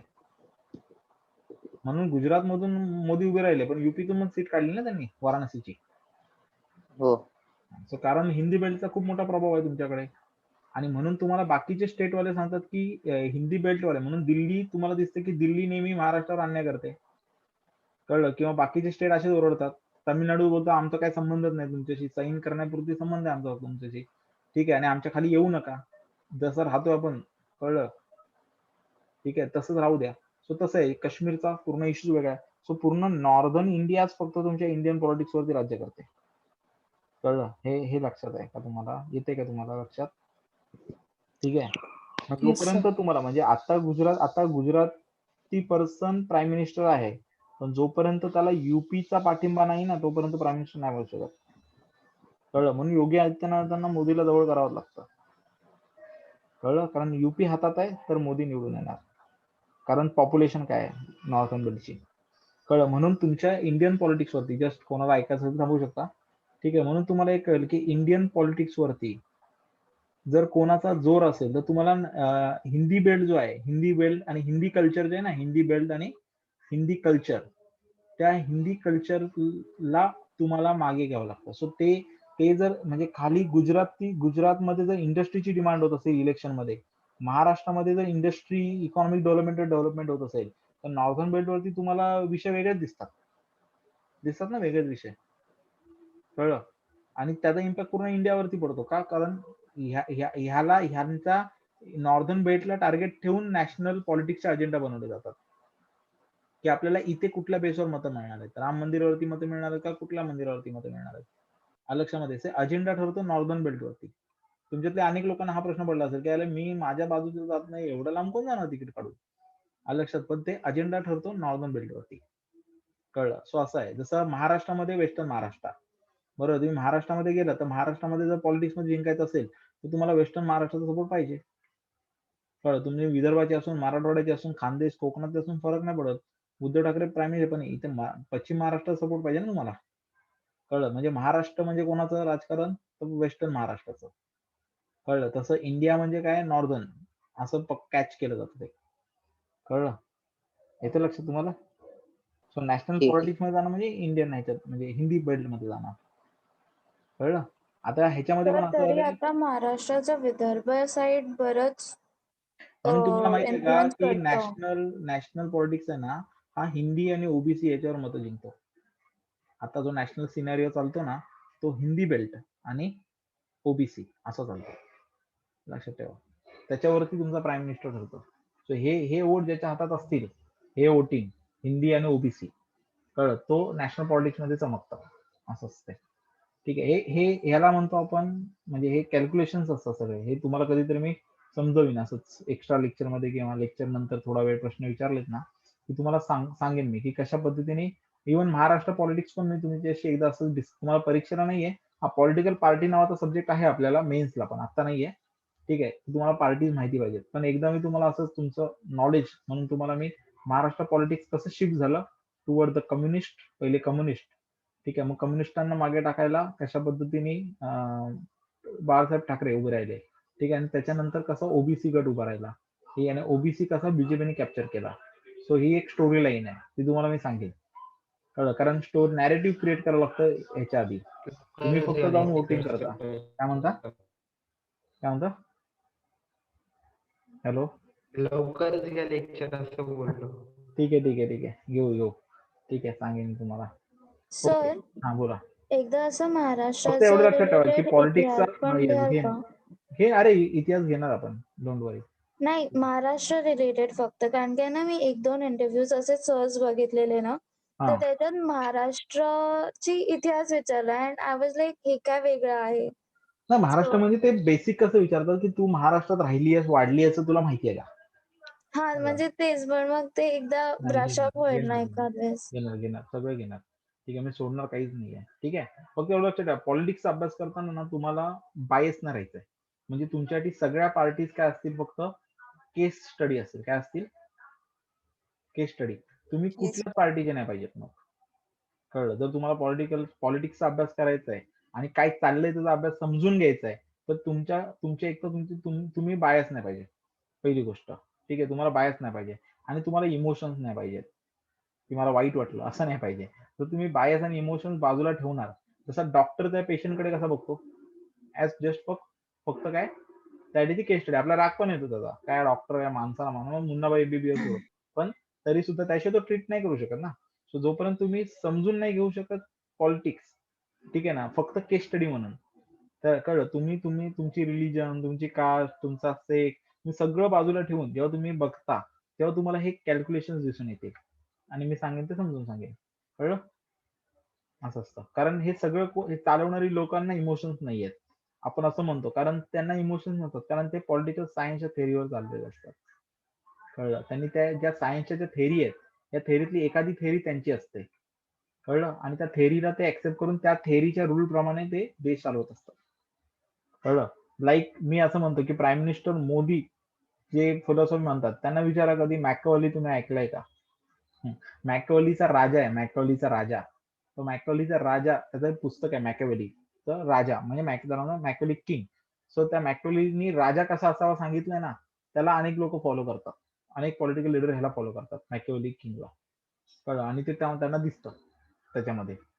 ठीक आहे, असं बोलू आपण त्यावरती कधीतरी एक्स्ट्रा. ठीक आहे, tata. Thank you sir. Okay, thank you sir. Bye bye bye bye bye. बाकी कळते ना? Prasad, Sagar, Shantanu yes sir. कळतंय? कंटाळा नाही येते ना? प्रियांका? येस, ठीक आहे. ओके, भेटूया आपण उद्या. भेटूया. सागर? सर हा बोला ना विषय. सर पण त्याचा जेवढा अभ्यास करतो एवढं वाचतो, मला एक कळते की संविधानामध्ये खूप अपवाद दिसतात सर मला. अपवाद असतातच ना, अपवाद असणारच आहेत. एखादं उदाहरण? हे म्हणजे आरक्षणावर, सर्वांना समान अधिकार, या सगळ्या गोष्टी. आता मी काय बोलतो सर, आता तर सुप्रीम कोर्टला पण एवढं कळतंय की जे पण राजकीय पार्टी उदास येतात ते आपल्या सोयीस्करप्रमाणे आपले ते इतिहास बदलतात. पण हा न्याय ते स्वतःच्या हातात का नाही घेत की सर न्यूट्रल कारण ठेवायचं, बघ कसं आहे माहिती घडवायचं आहे का? असेल. बघ ऐक, कसं असतं, तुला जेव्हा देश घडवायचा, एक तर तुला लक्षात ठेव की तू डेमोक्रेसीत आहे, म्हणजे काय, लोकशाहीत आहे. आता लोकशाहीमध्ये हे कोणी ठरवायला पाहिजे? लोकांनी. बरोबर आहे? लोकांनी म्हणजे तू पण मी पण. बरोबर आहे? ठीक आहे. सो लोकशाहीचा बॅकड्रॉप आहे, पण जेवढ्या काही आपल्याकडे शाही आहेत, ठीक आहे, जशी राजेशाही, बरोबर आहे ना, कम्युनिझम, फॅसिझम, ह्याच्यामध्ये हीच बेटर आहे. ही परिपूर्ण नाहीये, पण ही बेटर आहे. आलं लक्षामध्ये? ह्याच्यामध्ये खूप सारे प्रोसेस आहेत. त्यामुळे जेव्हा तू लोकशाहीचं लोकांकडून जेव्हा तू हे एखाद्या ज्युडिशियरीकडे सोडवतो, तेव्हा ज्युडिशियरी ही स्वतः हुकुमशाह बनते. कारण लक्षात ठेव, ज्युडिशियरीमध्ये बसणारी पण माणसं आहेत. कळलं? ज्युडिशियरी पण म्हणून ज्युडिशियरी कधी कधी काय करते माहितीये का? ज्युडिशियरी स्वतः कधी कधी स्वतःच्या चौकटीच्या बाहेर जाऊन वागलेली दिसून येते, ज्याला ज्युडिशियल ऍक्टिव्हिजम म्हणतात. काय म्हणतात? ज्युडिशियल ऍक्टिव्हिजम. कळलं? सो ज्युडिशियल ऍक्टिव्हिजम नावाची पण गोष्ट आहे. कळलं? की ज्युडिशियरी स्वतःच्या कक्षेच्या बाहेर जाऊन वागते. कधी कधी त्यांना वाटतं की आपल्याला अधिकार आहे सगळ्यांना शांतपणे शिकवायचा, आणि ते कधी कधी स्वतःचं नॉलेज पागळतात स्वतःच्या बाहेर जाऊन, ते पण चौकटीत राहत नाहीत. कळलं? त्याच्यामुळे एका संस्थेवरती तुम्ही, कारण बघा लक्षात ठेवा, तुम्ही जेव्हा देश उभा करता, मी तुम्हाला सांगितलं की देश म्हणजे काय, लँड आणि पीपल. सो हा माझी जमीन माझी लोक, मग आम्ही कसे वागणार हे आम्ही ठरवणार, लोकांनी ठरवलं पाहिजे. ती चालवण्यासाठी आपल्याकडे वेळ नाही म्हणून आपण संस्था उभ्या केलेल्या आहेत. बरोबर आहे ना? संस्था उभ्या केल्या आहेत. कळलं? लेजिस्लेचर असेल कायदे बनवा, ज्युडिशियल असेल न्यायदान करा, एक्झिक्युटिव्ह असेल तुम्ही इम्प्लिमेंट करा. मग आपण जर लोकांनी, म्हणजे ह्याच्यामध्ये ही संस्था मोठी आहेत की लोक मोठी आहेत, तर लोक मोठी आहेत. पण आपण काय करतो, न कळत कळत आपण एखाद्याच्या हातात पूर्ण देऊन टाकतो आणि पुन्हा मग तिथे लोकशाही न राहता त्याची ॲटोक्रसी येते. कळलं? ॲटोक्रसी येते. एक्झिक्युटिव्हची पण ॲटोक्रसी येते. इंदिरा गांधीच्या काळात दिसलेली आहे, इव्हन आता मोदींच्या काळात मध्ये पण तेच आहे. सो इंदिरा गांधींचं नेतृत्व आणि मोदींचं नेतृत्व मध्ये एक कॉमन गोष्ट काय की बोथ आर ॲटोक्रॅट्स. कळलं? लक्षामध्ये ते दिसून येतं तुम्हाला. ठीक आहे. मग असं तुम्ही उद्या ज्युडिशियरी पण तेच करते कधी कधी. कळलं? असं आहे ते. सो तुम्ही एका संस्थेवर देऊ शकत नाही. आता एक्झिक्युटिव्हनी इंदिरा गांधींनी किंवा असेल किंवा मोदींनी ते काय सांगतात की भारत सरकार म्हणजे भारत देश असं आहे का? भारत सरकारवरती टीका करणं म्हणजे भारत देशावरती टीका करणं, हे जे नॅरेटिव्ह क्रिएट केलं हेच मुळात फॉल्स आहे. याचं कारण काय? कारण भारत सरकार ही एक संस्था आहे. जशी आरबीआय बँका सांभाळणारी एक संस्था आहे आरबीआय. मग आरबीआय म्हणजे देश झाला का? नाही. मग सरकार म्हणजे देश झाला का? नाही. देश चालवण्यासाठी जी संस्था उभी केली, ज्याला सांगितलंय की जसं संविधानाने सांगितलं आहे आणि जशा आमच्या डिमांड आहेत त्याप्रमाणे तू फक्त एक्झिक्यूट कर, मंडळ चालव, फक्त मंडळ तुझ्या मालकीचा नाहीये. कळलं? तू एक्झिक्यूट कर 5 वर्ष, नंतर दुसरं कोणतरी आम्ही देऊ पाठवून. कळलं? आणि तू करतो की नाही हे ठरवण्याचा पण अधिकार आम्हाला आहे, तू बरोबर करतो की नाही. तुमच्या सोसायटीमध्ये तुमची जी हाऊसिंग सोसायटी असते त्याचे मंडळ असते जे सोसायटी चालवतं. सोसायटी त्या मालकीची असते का? नाही. आणि सोसायटी चालवणारे चुका केल्या तर तुम्ही सोसायटीची मेंबरशिप बदलणार का सोसायटी त्या नावावर करून देणार? बदलणार. हा का? तुला सोसायटी बोलणार, तुला मंडळ चालणार, तू घर सोडून जा? नाही. पण तेच लक्षात ठेवायचं की भारतीय आहे. मग तसं ज्युडिशियरी ती एक संस्था आहे. कधी कधी काय होतं की ज्युडिशियरी स्वतःला न्यायदानाचं काम करता करता ती स्वतःला ग्रेट समजायला लागते आणि ती तिचे नॉलेज पकडायला सुरुवात करते कधी कधी विनाकारण. कळलं? त्यामुळे कुठलीही संस्था ही कधी कम्प्लीट नसते. म्हणून आपण संविधान का बनवलेलं आहे? कारण आपण जे आदर्श तयार केलेत निदान त्या चौकटीत सगळे राहिले पाहिजेत. कारण कुठली संस्था परिपूर्ण नसते ना, म्हणून तिला एक स्टँडर्ड फॉर्मॅट दिलेला आपण की ह्याच्यामध्येच राहा. कळलं? आणि ते स्टँडर्ड फॉर्मॅट खूप साऱ्या डिस्कशन नंतर येतात ते. कळलं? असं आहे. हो सर. हा, असं आहे. येस. क्लिअर? थांबूया आपण, भेटूया उद्या. हो sir. Okay sir. Okay. Good night. Good night. Good night. चलो प्रियंका, टाटा.